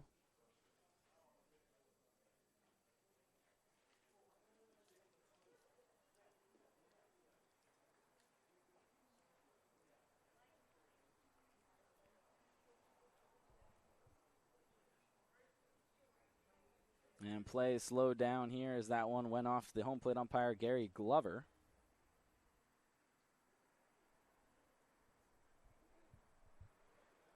Two-two pitch on the way to Camrig. This will be the 75th pitch for Nelson. The windup and the pitch. Camrig ropes it to third, a big hop, and that one's going to get over Erhard, and that'll be the second base hit of the ball game for Camrig. He's 2 for 2 as he gets a friendly hop from Henley Field. Not much Erhard could do. That was a do-or-die play. Stick the glove up, get your face out of the way, and see what happens. And thankfully for him, it missed the face. Thankfully for us, it missed the glove.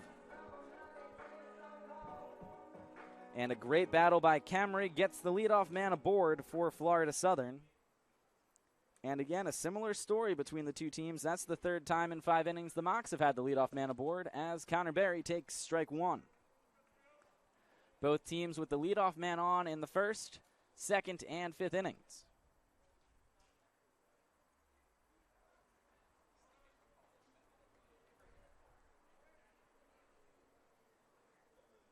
Oh, 0-1 on the way. Berry chops it to third, but foul, 0-2.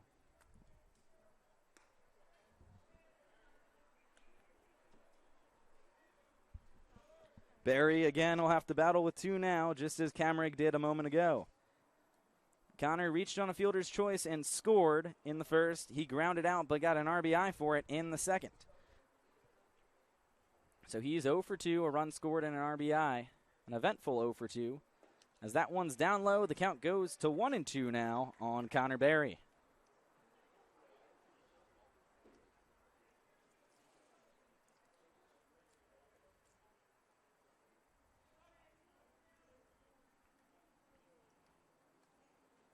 And the 1-2 pitch. Berry swinging a miss. He's down on strikes. And a rare 0 for 3 for Connor Berry. He'll get at least another chance to try to extend that hit streak to 13 games, as he should get another at bat in the 7th or 8th. That'll bring up Zack Scott, 1 for 2, an RBI, a run scored, and a strikeout. And a couple of nice defensive plays. A good diving stop at third and a good leaping grab on a liner at short. So a good defensive day so far for Scott as well. Takes that one down low. It's going to get away from the catcher McDonald. Advancing to second is Camrig. He's in safely on the wild pitch.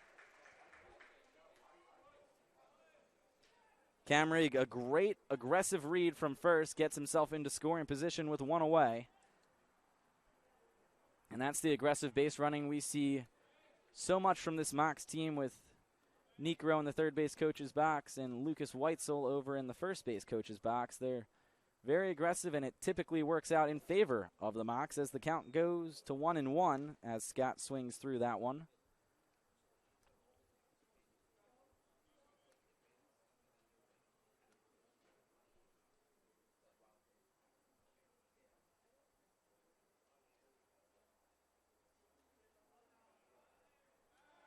Spin move back. Camrig back in without a throw as nobody's covering. Winkelmeyer, the second baseman, is pinched a little closer to the bag to keep Camrig in the ballpark there. 1-1 pitch on the way. And the pitch. Scott ropes it up the middle. That's going to get through for a base hit. Negro sends Camrig from second. Throw into the plate from Cadenas is off target, and Camry comes around to score. Scott advances to second on his second RBI single of the ball game. Mocs up by 3. It's 7-4, Florida Southern. Now batting number 3. Another great piece of hitting by Zack Scott, and another line drive up the middle as Camry came around to score easily from second. A good send by Lance Negro, and a good send by Lucas Weitzel to get Scott into scoring position. Some more aggressive base running works out in favor of the Mocs. Camry able to score because he advanced on the wild pitch that not everybody would have advanced on a couple of pitches ago. That was just due to his speed and athleticism. He was able to take that one.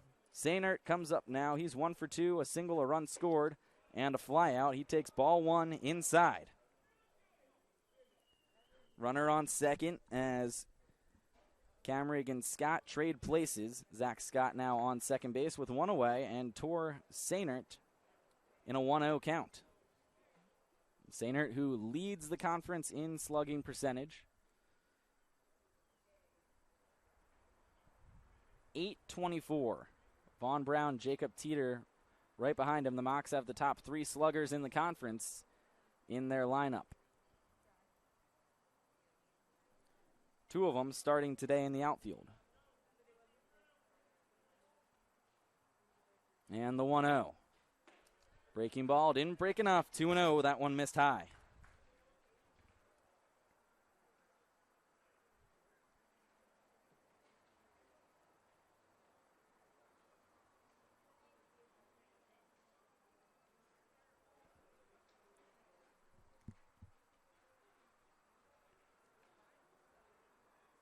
And the 2-0 pitch. Fouled away, 2-2 as Sainert was out in front of that one, just got a piece of it. Or 2-1, excuse me.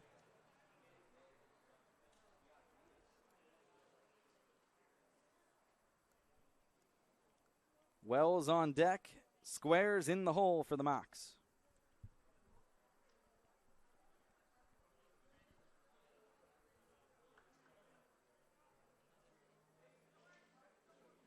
And the 2-1 coming. And the pitch. Up high, 3-1 for Sainert.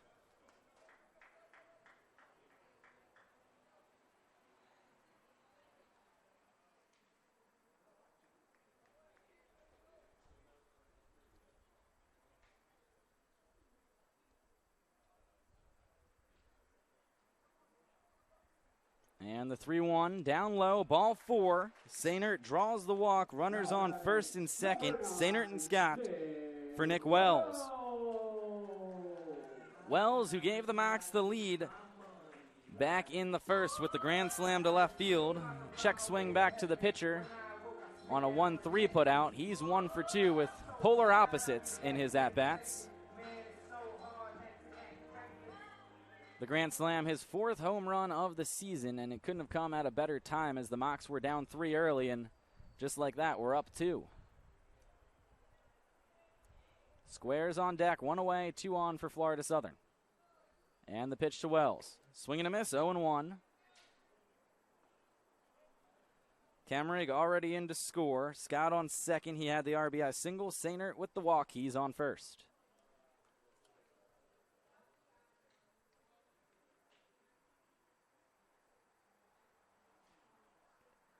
0-1 pitch on the way. Rope to left field. That's going to get through for a base hit. Negro sends Scott from second. The throw is going to be cut off, and Zack Scott comes around to score on the RBI single from Nick Wells. His 5th RBI of the ball game. Makes it an 8-4 game, and that'll bring up Grayson Squares. RBI single for Wells. Holding up at second was Sainert. Scott in to score. Wells at first. Brings up Squares. He's 0 for 2, a fly out and a strikeout.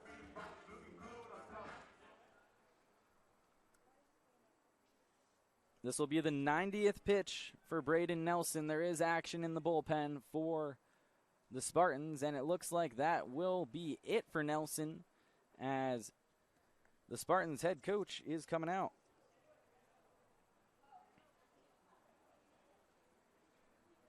That'll be Joe Urso. He's in his 21st season at Tampa. He has an overall record of 862, 251 and 1. So there's a reason he's been there for 21 years. He has 5 national championships to his name since 2006. He also graduated from UT in 92, as he was the starting second baseman on that Spartans NCAA championship team back in 92. So a very decorated career for Joe Urso, the head coach for the Spartans, as he comes out, pulls his starter, and there will be a pitching change now. Number 10 coming on to pitch for the Spartans. We'll step aside and be back in a moment.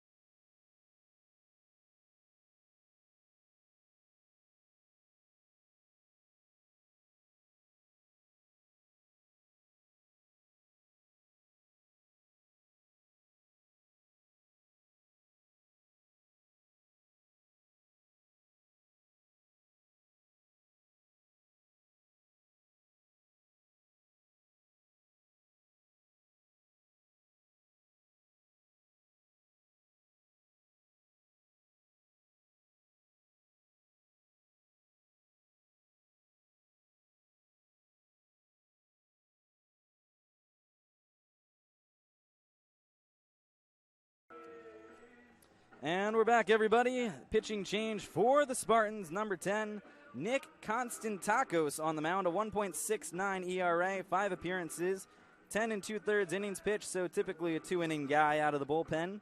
2 earned runs, 4 walks, 14 strikeouts.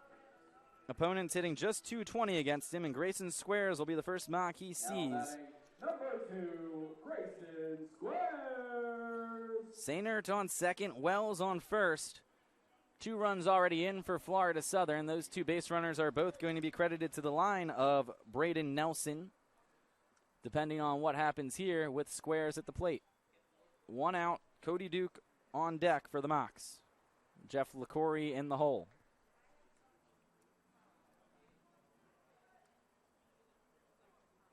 First pitch coming to Squares. Popped up, out of play, 0-1. So far, the line on Nelson, 4 1/3, 8 hits, 8 runs, all of them earned, although the 2 runners on base are his responsibility. 3 walks, 6 strikeouts, 89 pitches. And we'll update that line once it's officially closed, depending on what happens with Sainert and Wells.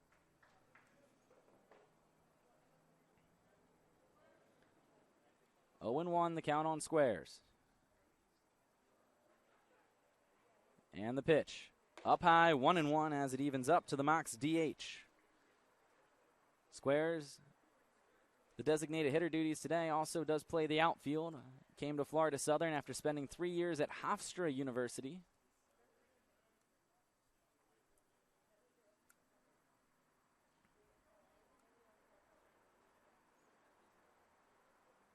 And the 1-1. Breaking ball in there for a strike, 1-2. Squares going to have to fight here. Couple of big extra insurance runs out on the bases for the Mocs, who lead by 4, also with 8 hits compared to just 5 for Tampa. Infield shifted slightly to pull, outfield straight away. And the 1-2. Down low, good take by Squares. That just missed. 2-2 now. That ended up being a lot closer than it looked like it would be out of the hand. Konstantakos looking to get through and limit the damage here in the 5th. 2-2 pitch on. No, they're going to look back at second. Nobody there. Sainert dancing around with Wells over at first.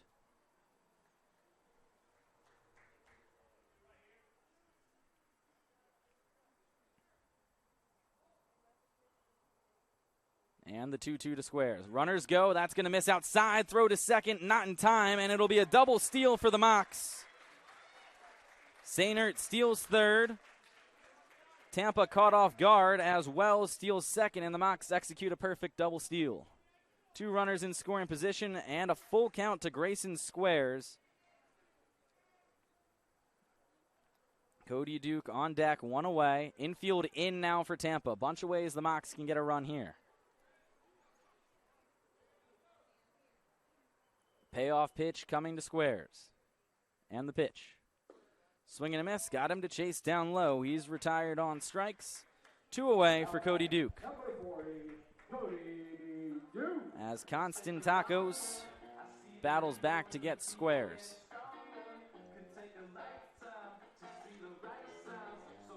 Cody Duke 0 for 2, pair of Ks, and he'll look to get the Mocs those couple of extra runs. Sainert on third, Wells on second, 2 away, 2 runs already in for Florida Southern, leading by 4. And the pitch. Popped up, out of play, 0-1 on Duke.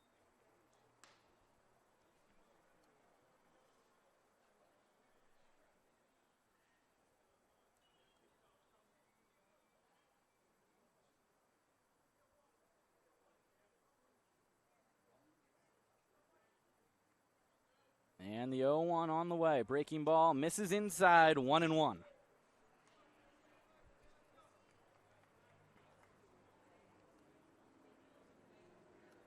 Base hit could score 2 with the speed of Wells out at second.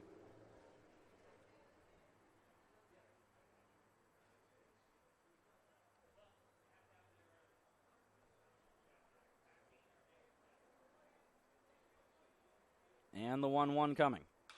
Popped up off the backstop, 1-2. And Duke now will have to fight.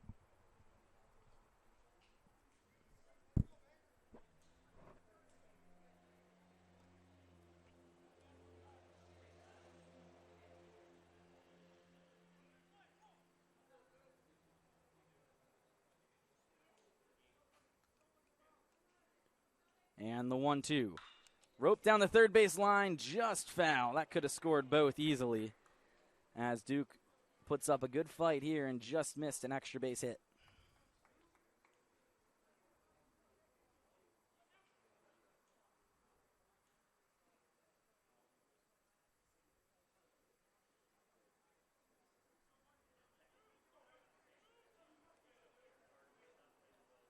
And the 1-2 popped up and again out of play as Cody Duke puts up a good fight here against Nick Constantakos.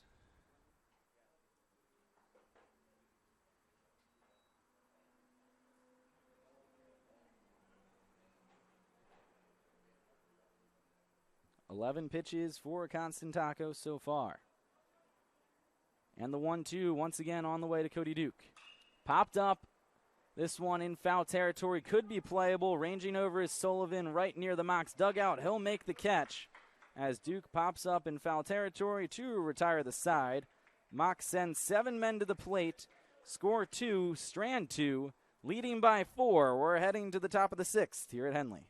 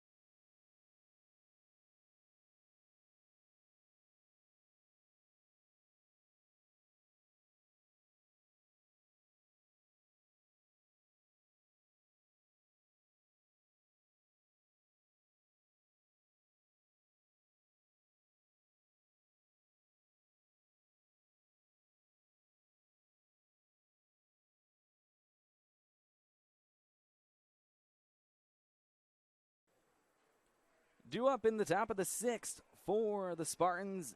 7-8-9, Sullivan, Urso, Cadenas against Jared Candy. Candy 96 pitches through the first 5 innings.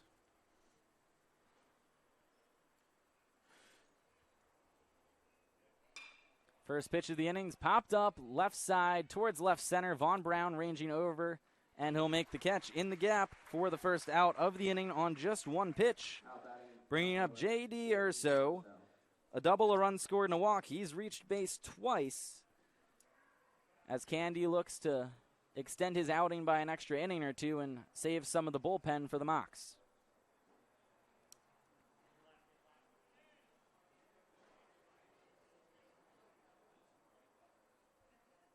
First pitch, chopped foul, 0-1. In yesterday's game, Nate Madej went 6 innings, 2 earned runs, 2 walks, 9 strikeouts, a quality start, but he did suffer the loss after throwing 112 pitches and allowing 8 hits. Pablo Terranzo and Mike Pelayas each pitched an inning for Florida Southern yesterday, and both may be available here today, although Terranzo threw 27 pitches, Pelayas just 13. He is more likely to be available today. 0-2 the count on Urso, but a fairly fresh bullpen is the point I was getting to there for the 16 innings of play today. Line to second, that's going to get it down into right field as that one gets over the head of Kemrig for a base hit for Urso, who's now reached all 3 times he's come to the plate. One away for Jose Cadenas, who's 0 for 2, a pair of groundouts to short, and that's 100 pitches now for Jared Candy. He threw 112 last week, so it's empty the tank time for Candy as he's down to presumably his last couple of batters here.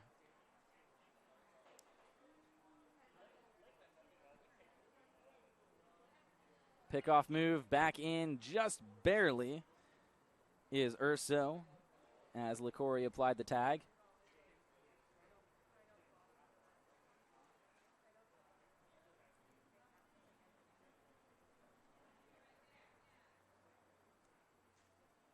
And the pitch. Down low, 1-0. Winkelmeyer, the leadoff man's on deck for the Spartans.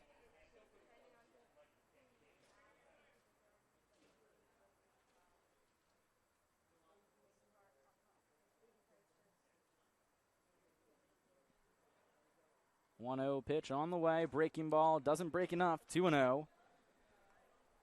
Little bit of fatigue settling in for Candy as he's north of the century mark as far as pitch count goes. But he's gotten stronger as the afternoon has gone on with zeros in the 3rd, 4th, and 5th as he tries to get through the 6th. 2-0 on the way. Called strike, 2-1 to Cadenas. The blemish, of course, that first inning, 3 runs in to score, a couple of hits, a walk. 4 hits in the inning, actually, and that's what hurt him there. He's settled in nicely since then, allowing just 2 hits. One of them you just saw a minute ago to Urso. That one's down low, 3-1 now the count on Cadenas, as Candy will have to battle back here and try to get through the inning. Something he talked about last week in his start was he wanted to get through that 8th inning, 7 2/3. He wanted that last out and just wasn't quite able to get it, so he's going to, not to say chip on the shoulder, but a little extra motivation to try to finish an inning and give the Mocs bullpen a clean inning to work with. And that's just the competitive nature of Jared Candy. 3-1 on the way. Called strike, 3-2. 6th full count for Candy as he has a chance to get Cadenas here with a runner on first and 1 away.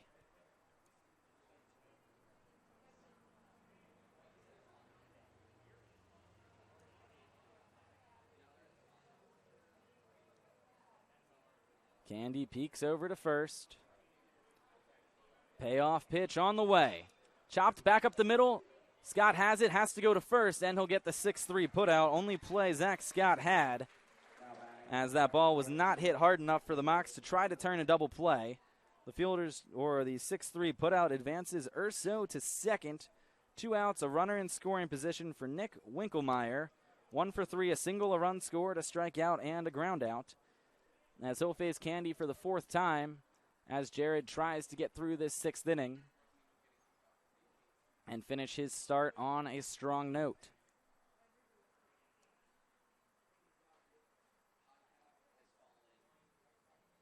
First pitch to Wink. In there for a strike, 0-1.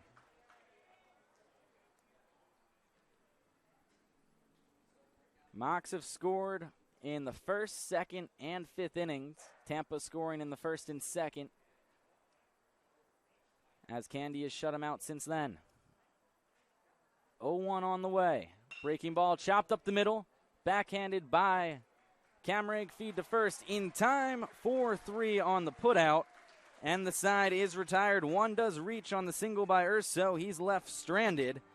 Candy took him just 12 pitches in the inning, 108 through 6 as he retires the side here. Mocs leading by 4 coming up after this.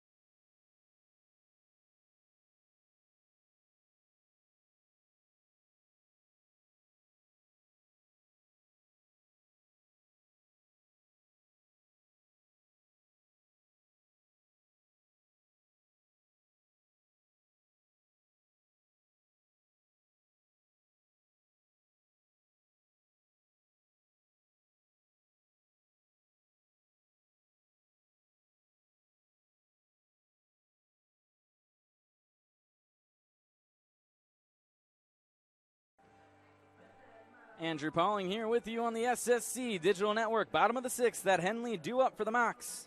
LaCorey, Brown, Camrig, 9, 1, and 2 in the order for Lance Negro's ball club as Southern looks to add to their 4-run lead and get a couple extra insurance runs on the board against this powerful Tampa offense. Spartans coming into play with 14 home runs and a .287 team average. The Mocs, by comparison, a .301 average, 36 home runs. So the Mocs better from the power standpoint, but the ERA standpoint far in the favor of the Spartans, a 5.98 team ERA for the Mocs. The Spartans with an incredible 2.62 team ERA. And that is just not something that you see too often from this ball club. They have been fantastic overall. And LaCorey leading off the inning, pops one up, and that'll get out of play, 0-1. LaCorey 0 for 1. He grounded out to first in his lone at bat. Came in to pinch run for Marquis, who exited with an injury, and then came in to play first base as the Mocs shuffled the infield around a few innings ago. 0-1 on the way, up high, 1-1. These two teams, the perennial powerhouses in Division II baseball. The Mocs lead all of Division II with 9 national championships. Tampa right behind them with 8. So 17 combined national titles between these two programs. The 1-1 on the way, up high, 2-1.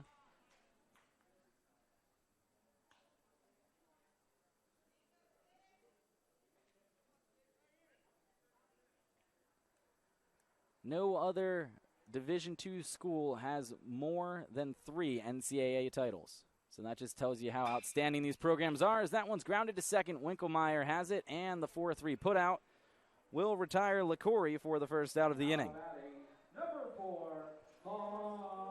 So the national championship list, to try to verbally explain what it would look like.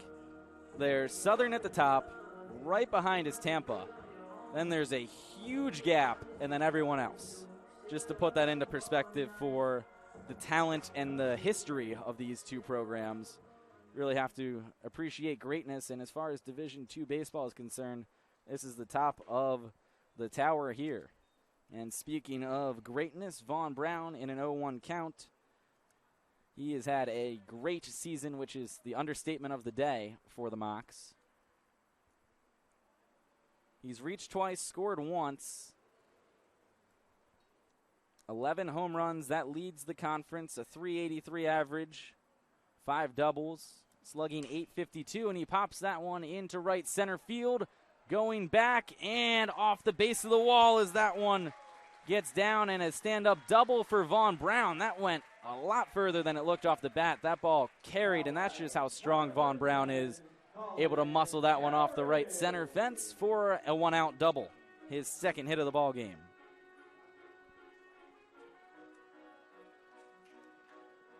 And although a fair amount of his home runs are to the pull side, Vaughn does have line-to-line power. We've seen it over the past 5 years, and that's a good example of it right there as he puts one in the right center gap. Runner in scoring position for Colin Kamrig. He's 2 for 2, a run scored and a sac bunt. And a single should score Vaughn Brown with his plus speed at second. First pitch to Kamrig, fouled to the backstop, just missed it, 0-1. Connor Berry on deck, Zack Scott in the hole for the Mocs. This will be the 20th pitch for Nick Kastanakis. Came in relief last inning after 4 1/3 from Braden Nelson. Nelson, 8 hits, 8 earned runs, 3 walks, 6 strikeouts as his line was closed at the end of the inning.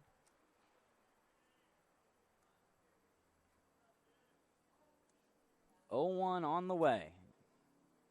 Up high, 1-1 on Kamrig.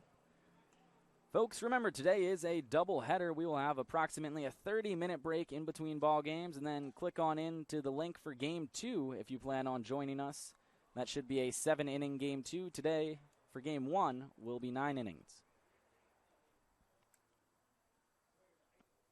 1-1 on the way to Kamrig. Down low, 2-1 as he holds off on the breaking ball. Mocs, couple of days off, and then they will have Florida Tech on Wednesday at home, Nova Southeastern Thursday at home, and then a doubleheader Saturday at Nova Southeastern. All those games streamed on the SSC Digital Network. 2-1 pitch, popped away, out of play, 2-2.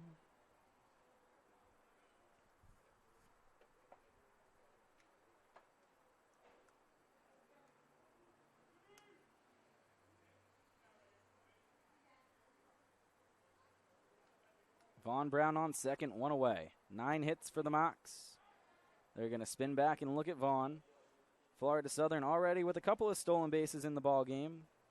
Marquis had 1, as did Sainert and Wells with a double steal last inning.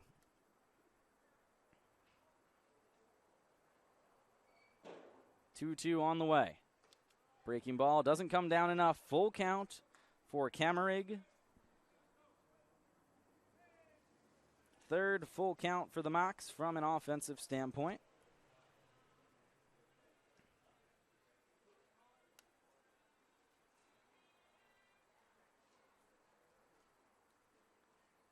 Winkelmeyer pinches at second. Payoff pitch on the way. Just missed. Kamrig draws the walk. And Konstantakos wants to know where that missed. Throws up both hands disgruntledly as he thought that was good enough to get the called strike 3 call. But home plate umpire Gary Glover goes in favor of Colin Kamrig there. And it was a close pitch. To Konstantakos' credit, that was a 50-50 pitch. That some umpires, you will get that one. Others, you will not. And this time it works out for the Mocs. 1 away, Brown on second, Kamrig on first for Connor Berry. 0 for 3, a run scored and an RBI to his credit. First pitch to him. Checked his swing. Did he go on the appeal? Yes, he did, says Kevin Flay, the base umpire. It's 0-1 on the Mocs' third baseman.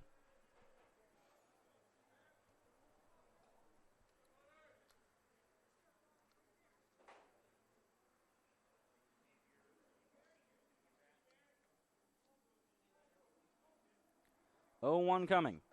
Down low, a good take, 1-1 on Berry. Reached on a fielder's choice in the first and scored on the grand slam by Wells. Drove in a run in the second on a ground out to third and struck out in the fifth.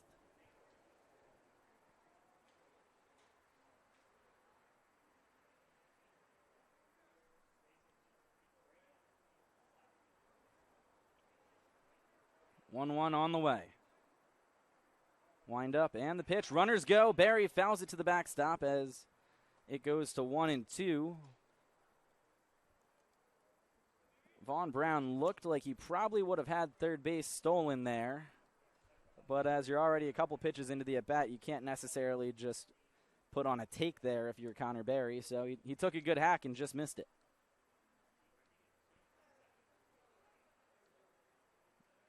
Not sure if it was a stolen base attempt or a hit-and-run attempt, but with Berry swinging and fouling it off, it doesn't really matter. Good guy to try a hit-and-run with, though, in that situation. 1-2 on the way. Breaking ball up and in, just missed. 2-2 to Berry. And Konstantakos has been real close around the zone. His misses haven't been by much. But the Mocs with some good patience at the plate.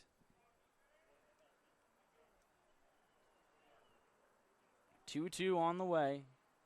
2 runners on, 1 away for the Mocs. And the pitch. Berry fouls it again to the backstop, and he stays alive. And we've seen some lengthy, really from both sides, battles from these hitters today. And you can tell why these are 2 of the top offenses in Division II, because these guys are not particularly easy outs by any standard. 15 combined hits, a dozen combined runs.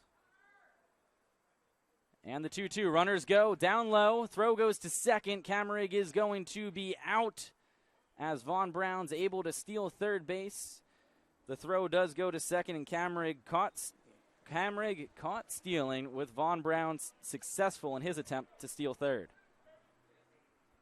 Count goes to 3-2 on Connor Berry. 4th full count for the Mocs, 2nd in a row. 2 outs, a runner on third. And a full count to the Mocs' third baseman. Zack Scott's on deck. Payoff pitch coming. And the pitch to Berry. Fouled off his backside, and he stays alive. That was a real good throw there by the catcher McDonald to get the speedy Kammerig. Although with Vaughn stealing third, the Mocs have now stolen 4 bases in the ballgame.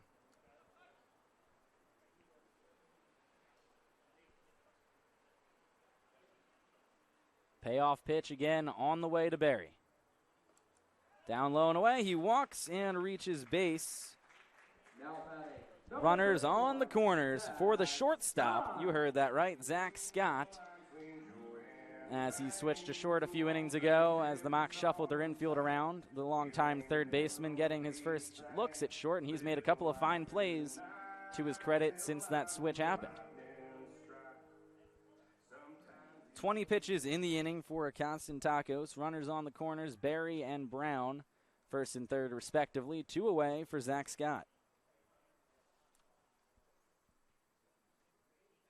First pitch coming. Breaking ball up high, ball 1. Scott 2 for 3, a pair of RBI singles and a pair of runs scored. He's had a solid day at the plate. One of the dozen seniors the Mocs honored before the game. Squares, Marquis, Brown, the other ones in the starting lineup.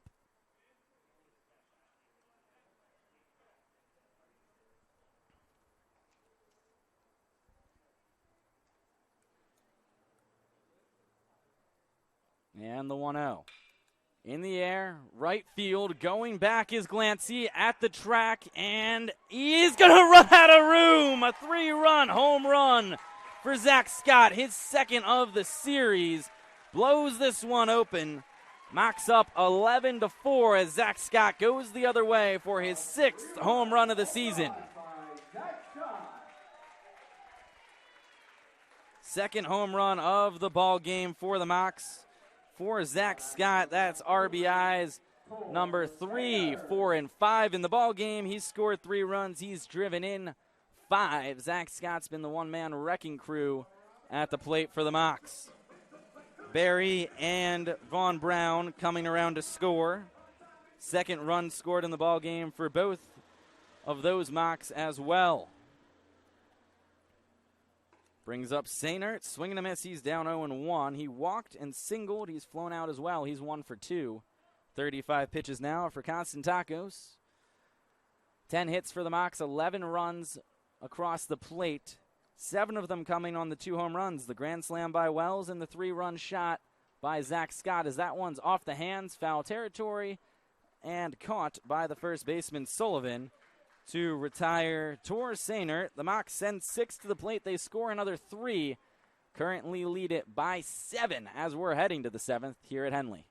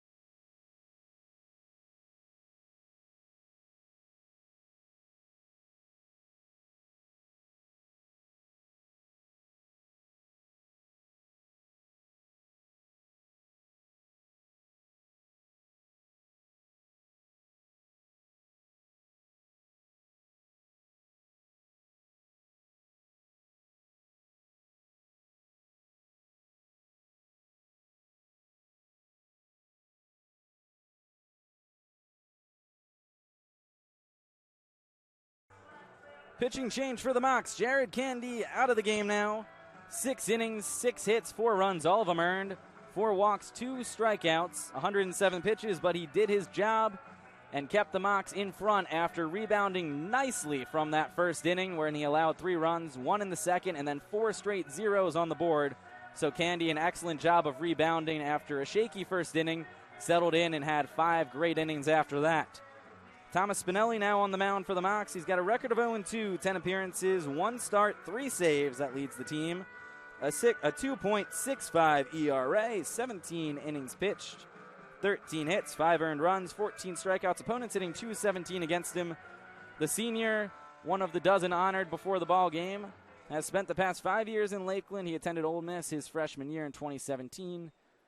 In his time as a Moc, he's appeared in 45 games on the mound, making 17 starts. In 2020, he had a 0.98 ERA in 18 1/3 innings as he was named Team Co-MVP. He's recorded 9 career saves, 137 strikeouts in 128 innings. He's also a COSIDA Academic All-District Team, SSC Commissioner Honors Roll, 2-time member, and 2-time recipient of the D2 ADA Academic Achievement Award. As the first pitch to E.J. Cumbo is up near his head, ball 1. Spinelli will have Cumbo, Erhard, and Lyons 2, 3, and 4 due up for the Spartans in the top of the 7th. And you might think this is his ball game to finish with a 7-run lead. The Mocs want to make sure they win the first one, so here comes the best weapon out of the bullpen with 9 outs to go. That one's away, 2-0. Likely to see J.J. Negro, ideally not until the second game, as he's the other ace out of the pen for the Mocs.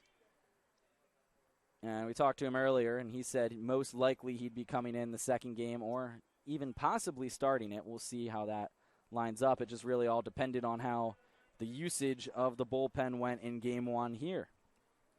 3-0 on Cumbo. And Spinelli, as we mentioned, he's started and come out of the bullpen. He's been far more effective as a reliever as he walks Cumbo on 4 straight than he has as a starter. Far more comfortable in that role in his career. But he's also been effective as a multi-inning reliever as well. So that's not unfamiliar territory for him. Drew Erhard, 1 for 3, a single, a run scored. He'll bat with a runner on first, nobody out here in the 7th. And the pitch. Down in the dirt, a good block by Duke, 1-0. Spinelli, 5 straight out of the zone to start the inning, needs to settle in here. Wants to avoid what ultimately kept Jared Candy's start at just 6 innings was the 26th pitch first. A called strike, 1-1 now, as Spinelli finds the zone.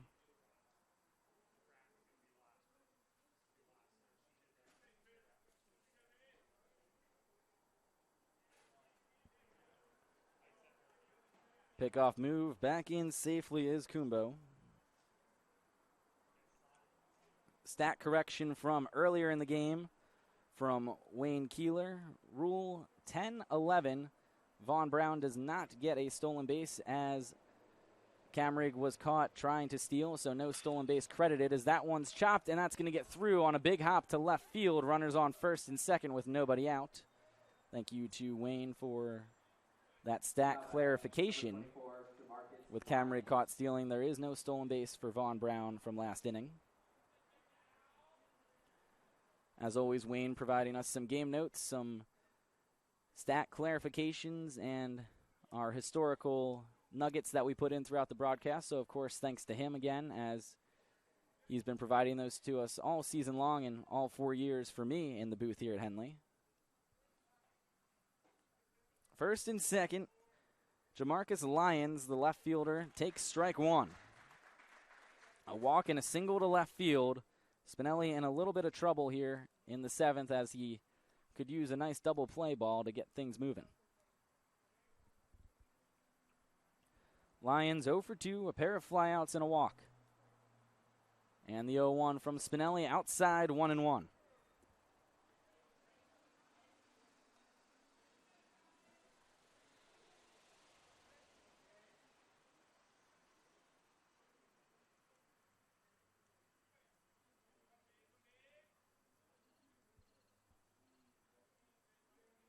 Spinelli's breaking ball outside, 2-1 now on Lyons.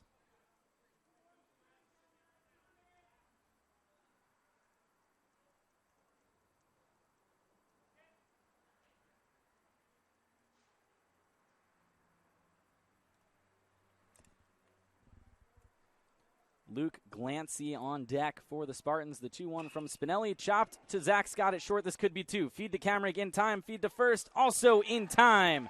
6-4-3 double play, and that's exactly what Thomas Spinelli needed. Good job there by the Mocs middle infielders. Scott to Camrig to LaCorey. Number 28, Sam Freitas. Pinch hitter for the Spartans, number 28, Sam Freitas, on to pinch hit for Luke Glancy.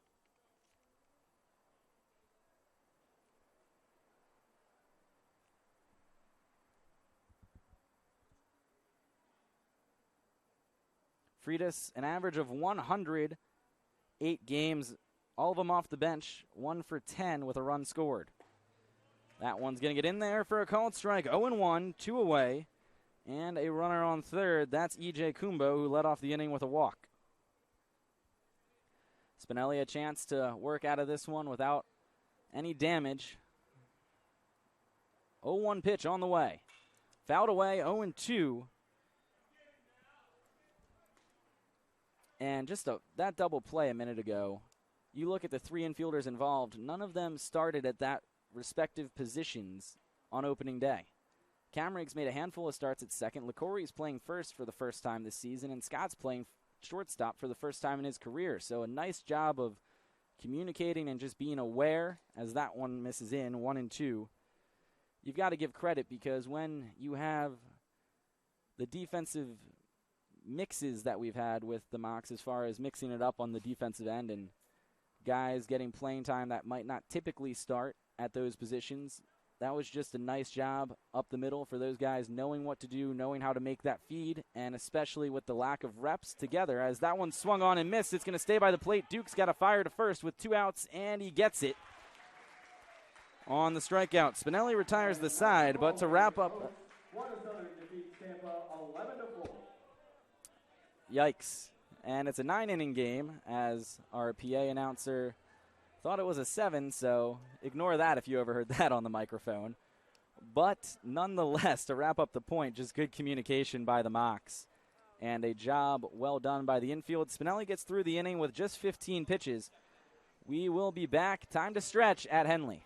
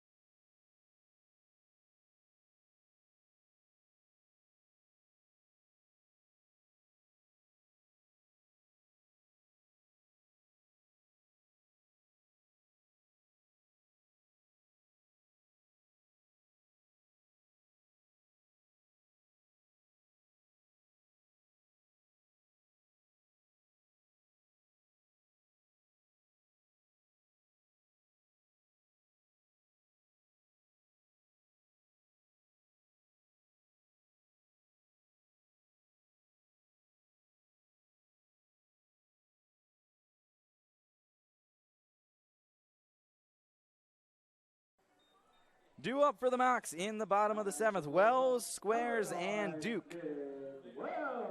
Wells 2 for 3 with 5 RBI. And a run scored, the grand slam and the RBI single. So him and Zack Scott have done most of the lifting. 5 runs driven in for Wells. 5 driven in for Zack Scott. So that duo has combined for 10 of the 11 runs driven in by the Mocs. They've scored 4 of the 11 runs as well. As that one misses down low, ball 1 to Wells.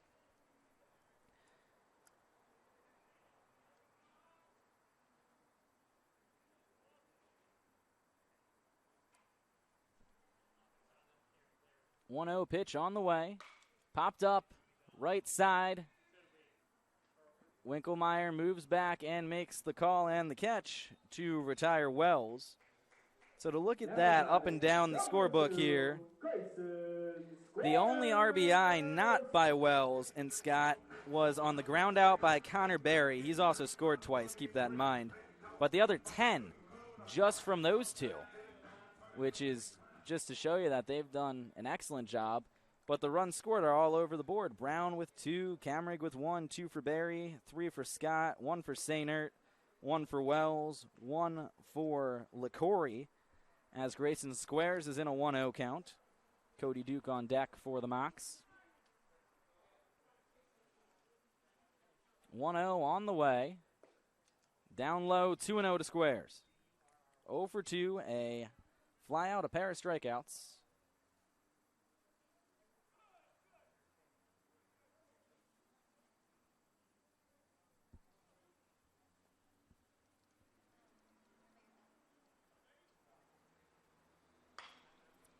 Rolled foul down the first base line. It's 2-1 now as Lucas Weitzel gets out of the way.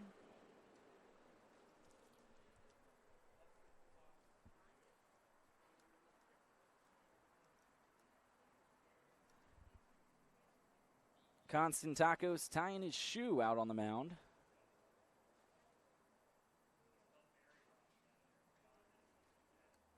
Little delay there.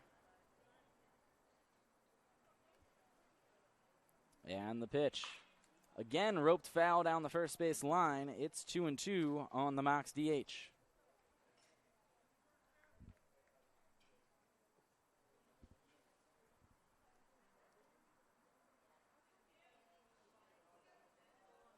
And the 2-2 pitch.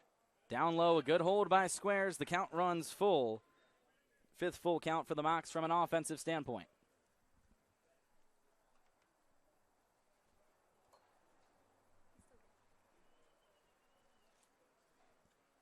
Squares pops it up, out of play, and the count remains 3-2 on Grayson.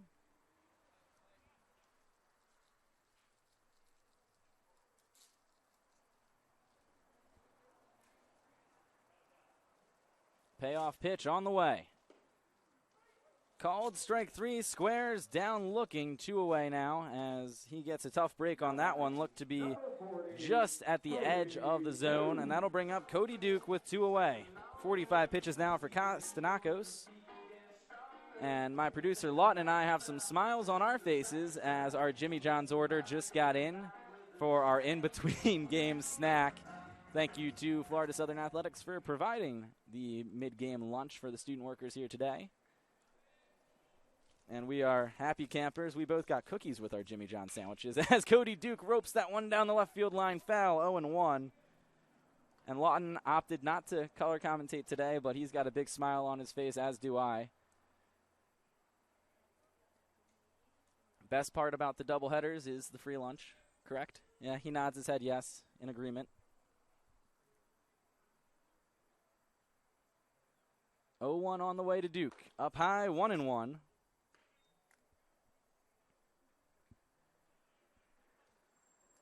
Mocs by 7. Remember, 9 innings here for game 1, 7 innings for game 2. 1-1 pitch, popped up, out of play, 1-2.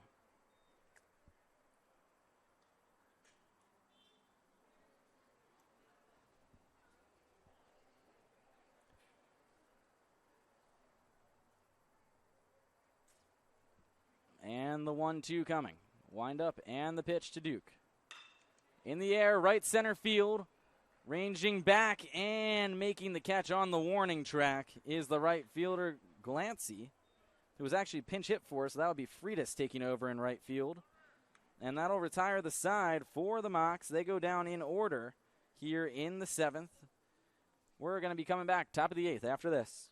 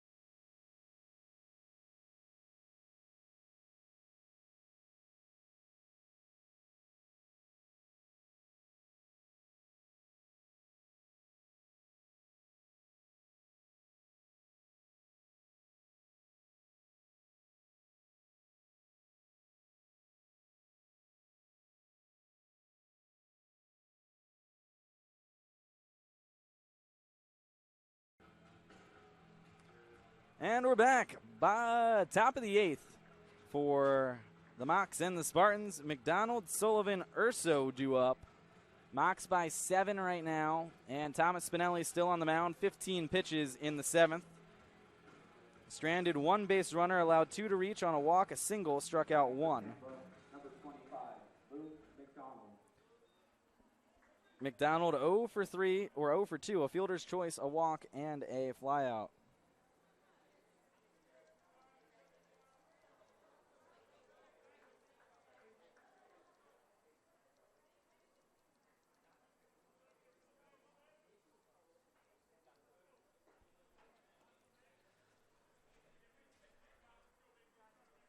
First pitch of the inning, catches the outside corner, 0-1. Spinelli allowed the first 2 men to reach last inning before he got bailed out by a 6-4-3 double play and then strike out Freitas to end the inning. That one's down low, checked his swing, no appeal. Oh, they will appeal. No, he did not go, 1-1.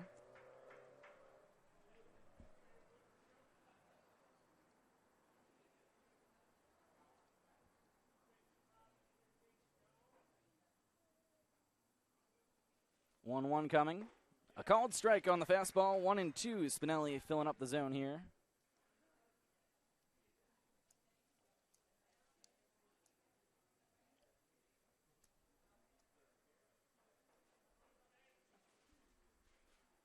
And the 1-2. Just missed down low. 2-2 now the count to McDonald.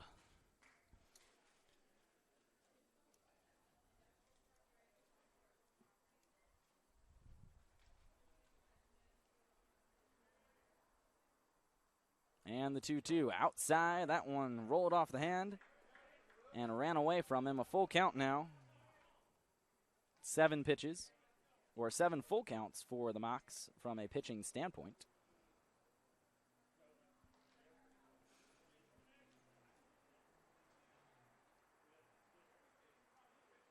And the payoff pitch, swing and a miss, got him on strikes, back-to-back strikeouts for Spinelli, 1 away here in the 8th. Freitas and McDonald both strikeout victims. Pinch hitting, number 9, Luke Benoit.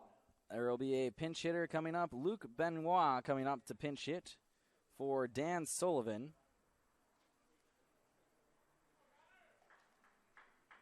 Second pinch hitter we've seen from the Spartans.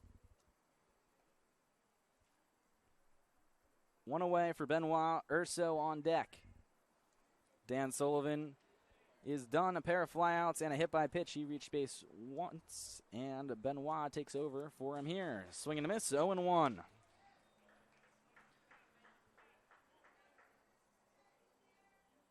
Benoit, 0 for 3 on the season. All 3 appearances coming as a pinch hitter. And he's behind 0-2 as Spinelli fills it up. And that's where he gets dangerous, is once he settles in, he is very difficult to hit, which makes him such a good multi-inning reliever because he's got the stamina to do it. 0-2 pitch coming, just missed, 1-2.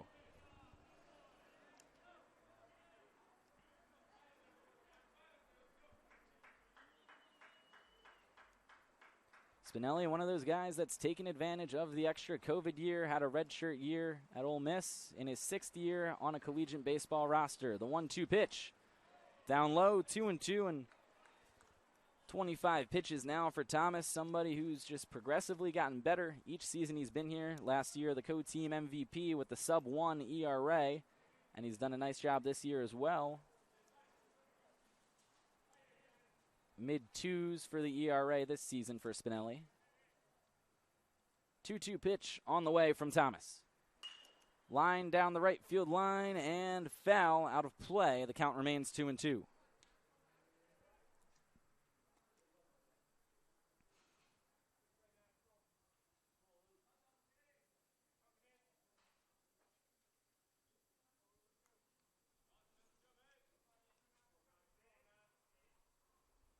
And the 2-2 from Spinelli. Just a little bit down again. 3-2, another full count. Second one in a row. 7th, 8th, check that, overall for the Mocs.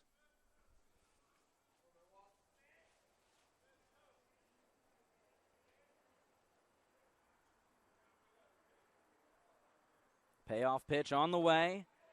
Just a hair low, and that'll be a 1-out walk for the pinch hitter, Benoit, bringing up J.D. Urso.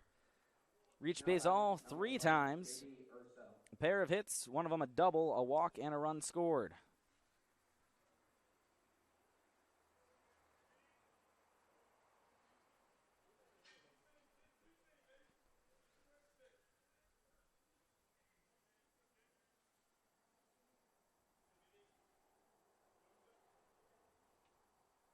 First pitch to Urso, breaking ball inside, 1-0. Benoit on first, a strikeout of McDonald, the out of the inning so far. As Spinelli's about to throw his 30th pitch. And the 1-0 coming. Line to center field, Vaughn Brown a couple of steps back. He'll make the catch on the line out. 2 away now for Jose Cadenas. Now batting, number 6, Jose Cadenas.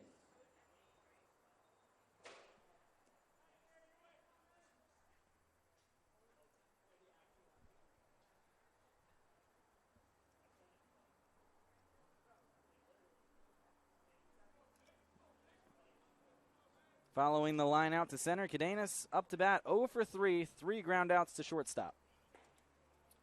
Takes strike 1 on the inside corner, 0-1. So he's got the hat trick of ground outs to short.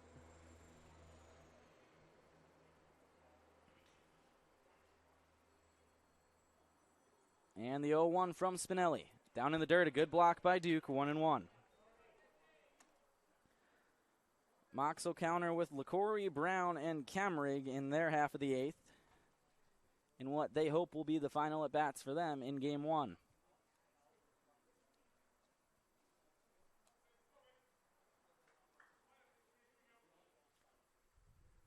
One on the way. Line to short. Zack Scott has it on the catch, and that will do it for the inning. So Cadenas changes up his luck a little bit as he lines out to short instead of grounding out, but all 4 of his at-bats have gone to the shortstop position. A nice grab by Zack Scott retires the side. One does reach on the walk to Benoit. He's left stranded. Mocs by 7. We're heading to the bottom of the 8th.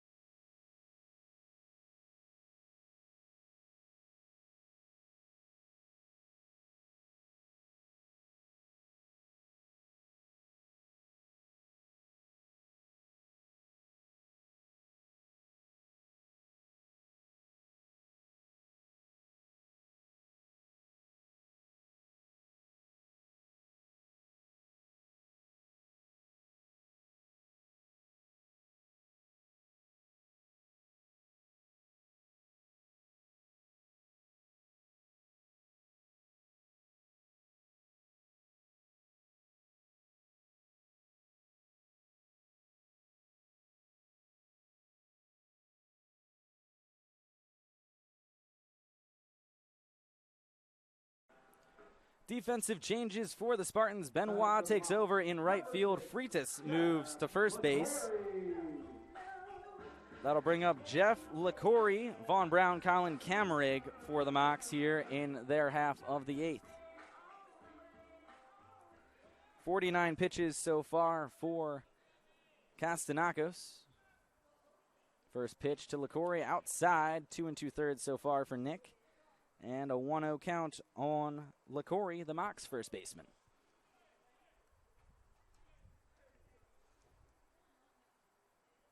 1-0 count on the way. Swing and a miss, 1-1. So between the two teams, 3 infielders in different positions now for the Mocs, and then 2 defensive changes for the Spartans. That's 5 combined. That's the most we've seen in a ball game this year, here at home at least. 1-1 pitch on the way. Up the middle, that's going to get through and be a base hit for LaCory, his first of the ball game. He's 1 for 3, and the leadoff man once again aboard for Florida Southern. Now batting, number 4, Vaughn Brown.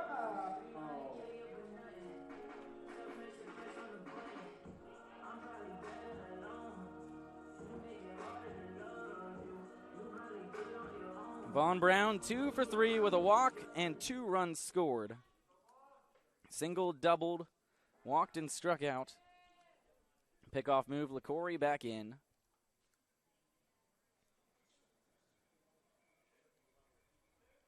First pitch coming to Vaughn Brown.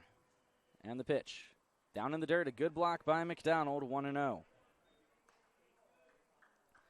And it looks like this will be Castanacos' game to finish, as Joe Urso is going to save the rest of the bullpen, it looks like, for game 2.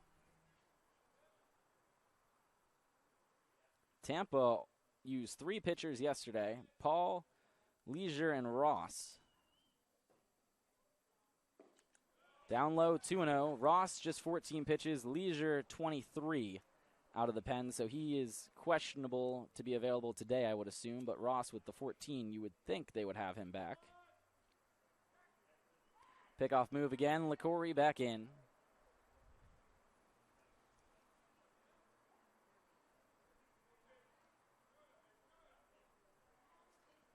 Two 2-0 the count, and again, they're worried about Jeff over at first. Mocs have been aggressive on the bases. A pair of double steals, 1 successful, 1 unsuccessful, 3 total steals for the Mocs. Vaughn pops it up. Going to be a tough play in foul territory. Ranging over and making the catch is the first baseman, Freitas, to retire Vaughn Brown. As he flies out in foul territory, one away for Colin Camerig.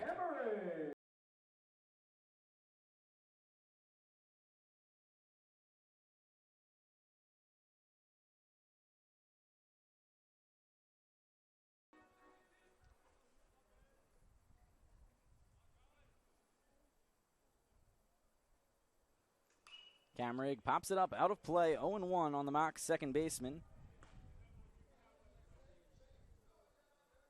2 for 2.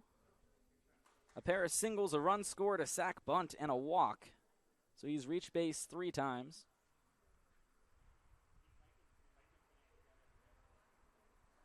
And again, a pickoff to first.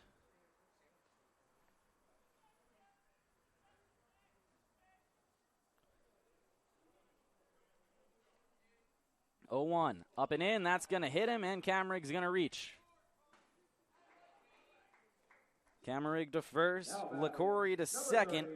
2 on, 1 away for Connor Berry.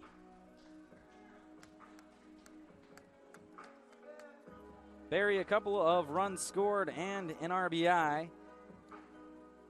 He walked his last at bat. Also reached on a fielder's choice. He's grounded out and struck out.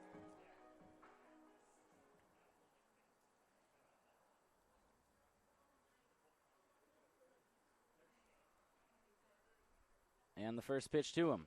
Breaking ball outside, 1-0.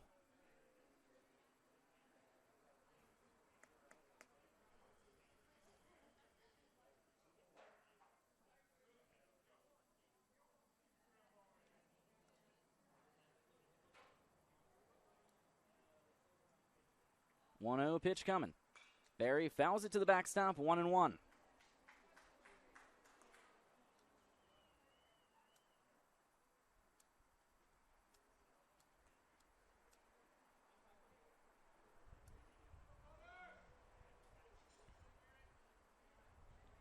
$18 combined hits, 11 of them for Florida Southern. 1-1 pitch on the way. Down low, 2-1, a good hold by Berry.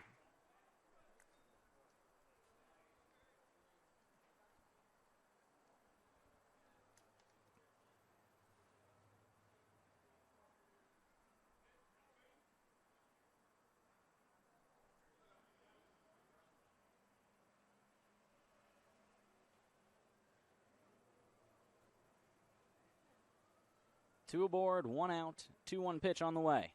Berry pops it up right side, foul territory, and that one's going to drift out of play. 2-2 on the Mocs third baseman.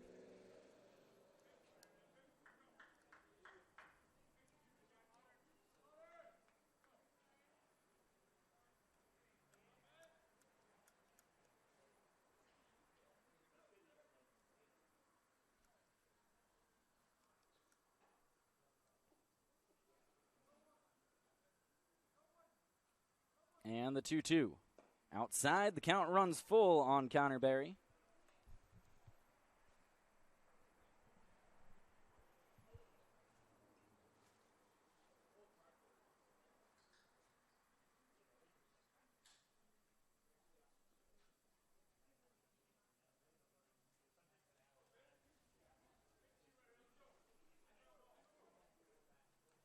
Payoff pitch on the way.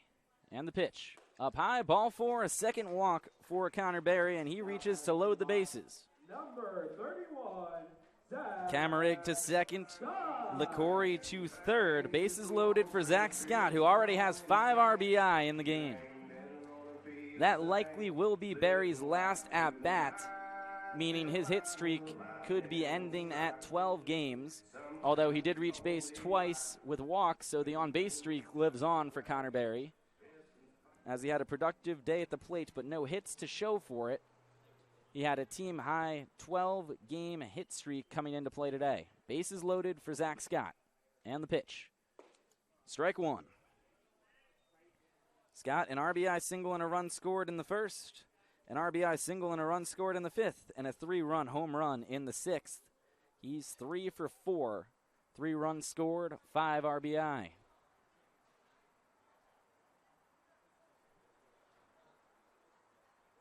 0-1 in the air to center field. Going back is Cadenas at the track. He's going to make the catch. Everyone tags. And coming in to score easily is Jeff LaCourie on the sac fly by Zack Scott as he's driven in 6. Tagging and going to third is Colin Kammerig. Holding at first is Connor Berry. A sac fly for Zack Scott gives him 6 RBI in the game. Mox with a dozen. He's got half of them. Florida Southern up by 8. Tor Sainert at the plate now. 2 away. Runners on the corners. Kammerig and Berry as Scott just missed his second home run of the game.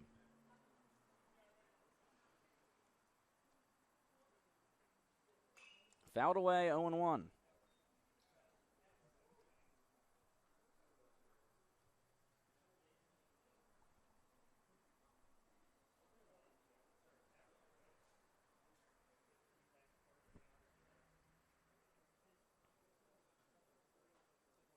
One pitch on the way.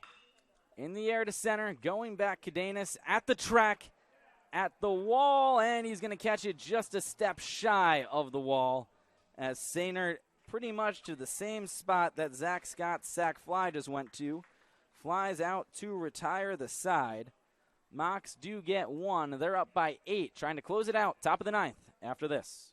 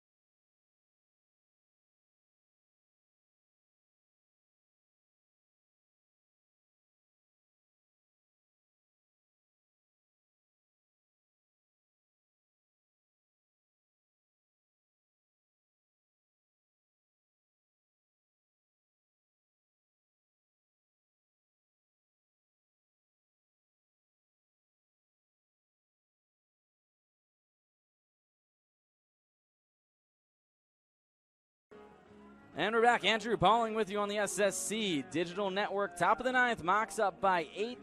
Thomas Spinelli looking to wrap this one up. He's been out on the mound for 2 innings so far for the Mox, looking to get the 3rd inning wrapped up here, as there will be a pinch hitter here for Nick Winkelmeyer, who's out of the game.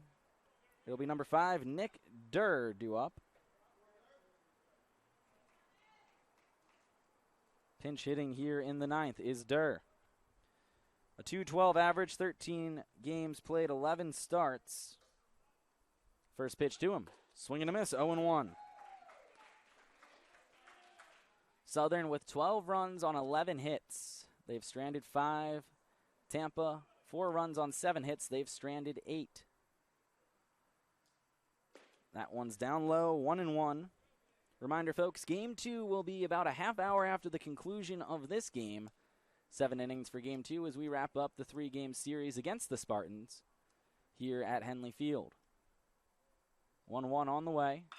Rope to third. That's going to be a fair ball down the third base line. No play for Connor Berry. That one gets into the corner. Wells is going to get it in. It'll be cut off by Zack Scott, and a leadoff double for Nick Durr here in the 9th. He gets in without a throw, and that'll bring up E.J. Kumbo. Number 27, Mickey Everetti. There will actually be a pinch hitter again for Tampa. That'll be number 27, Mickey Navarrete.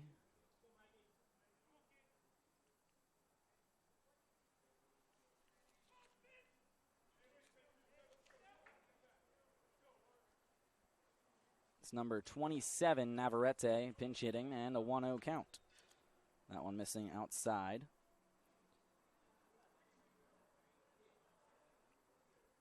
So 4 pinch hitters in the ball game for Joe Urso's club. 4 of his starters out of the game. 1-0 on the way. Lined foul as that one goes right off the backstop. 1-1.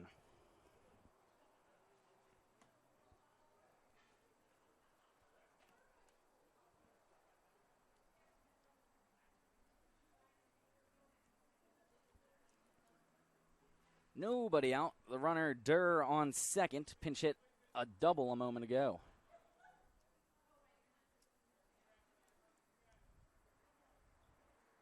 And the 1-1. Up and away, 2-1. Next one will be the 40th pitch for Spinelli as he looks to get through 3 innings of work and secure the win for Jared Candy.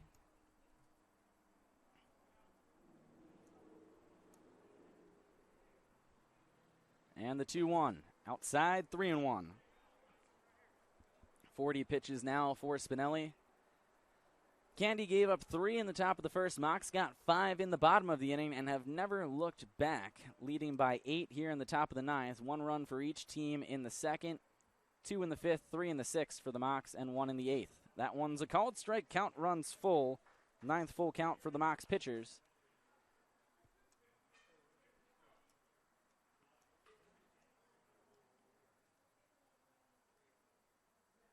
Most of the scoring done in that first inning as 8 of the 16 total runs came in the first. Swing and a miss. Got him on strikes. 3 strikeouts for Spinelli. 1 away here in the 9th. That'll bring up Drew Erhard. A pair of hits. He's 2 for 4 with a run scored. Candy settled in nicely after the first inning, allowing just 1 run in the 2nd through the 6th. Spinelli has had a couple of zeros on the board in the 7th and the 8th, looking to make it 3 by closing out here in the 9th. And allowing Game 3 to be the rubber match should the Mox come away with the win here in Game 2. Grounded to third. Barry has it, bobbles it by his feet, and he's not going to have a play over at first. That'll be an E5. Runners on first and second as Connor Barry couldn't come up with that one. Pinch hitting, number 21, Carlos Salaveria.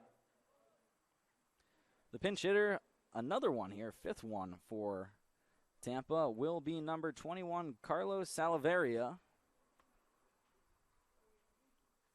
0 for 7 on the season is Carlos.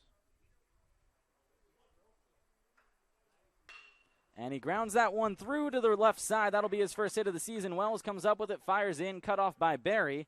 Salaverio comes up with a base hit to load the bases. As he pulls the first pitch he sees, Erhard to second. To third goes Nick Durr. And the bases will be loaded. Sam Freitas now to bat with the bases loaded, 1 out. And Cody Duke coming out to talk to Thomas Spinelli. Mox by 8, but in a little bit of trouble here with 1 out here in the 9th. Spinelli looking to close the door.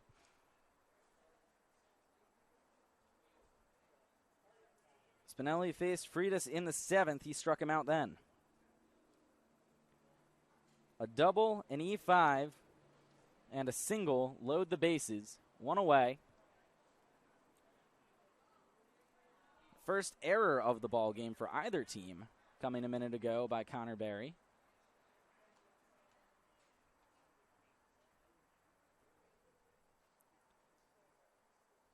Freitas 0 for 1 with that strikeout. And the pitch. Breaking ball, called strike, 0-1.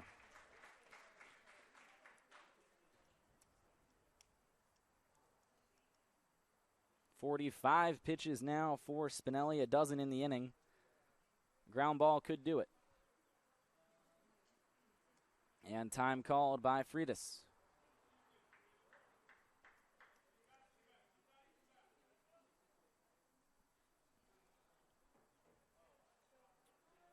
"0-1 on the way.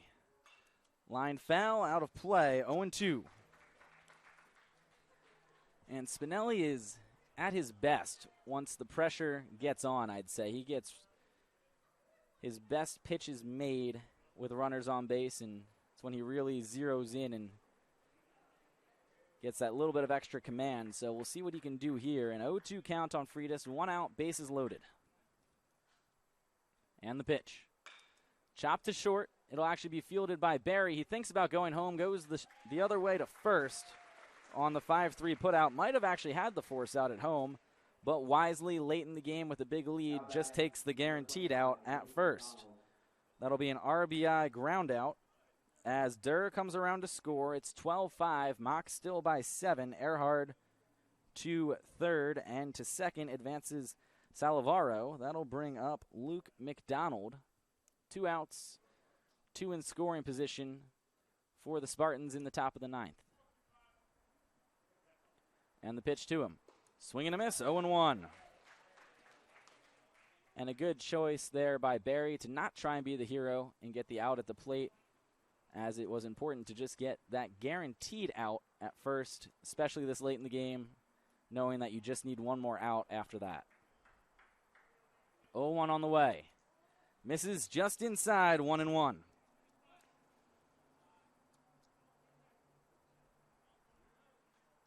This will be pitch number 50 for Spinelli.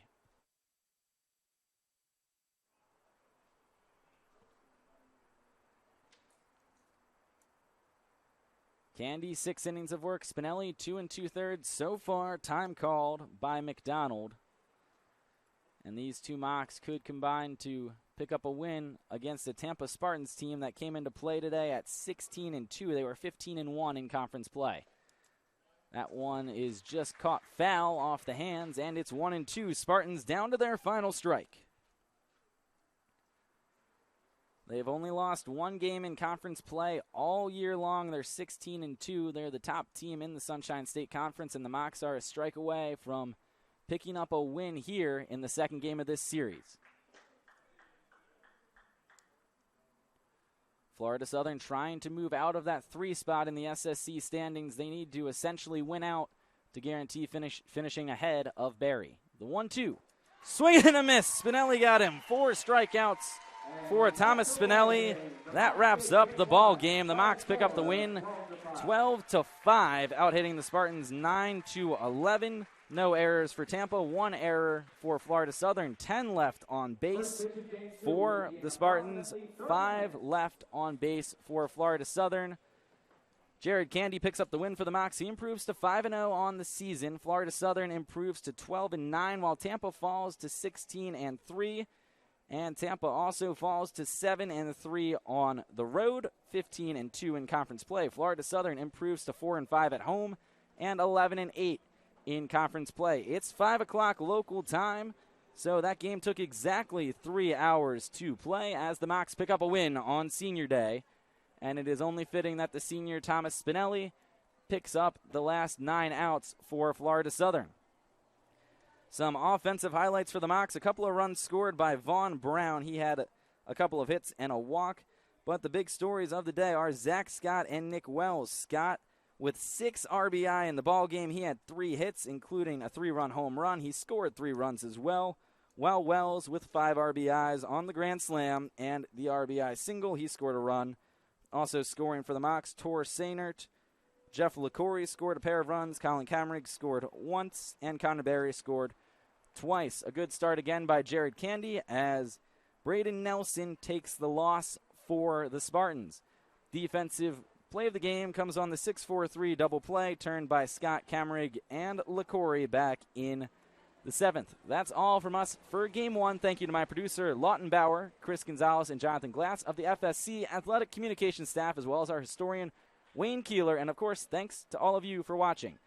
Game 2 will start in approximately 30 minutes. I'm Andrew Pauling, and on behalf of FSC Baseball and the SSC Digital Network, thanks for tuning in, and we'll see you in a half hour.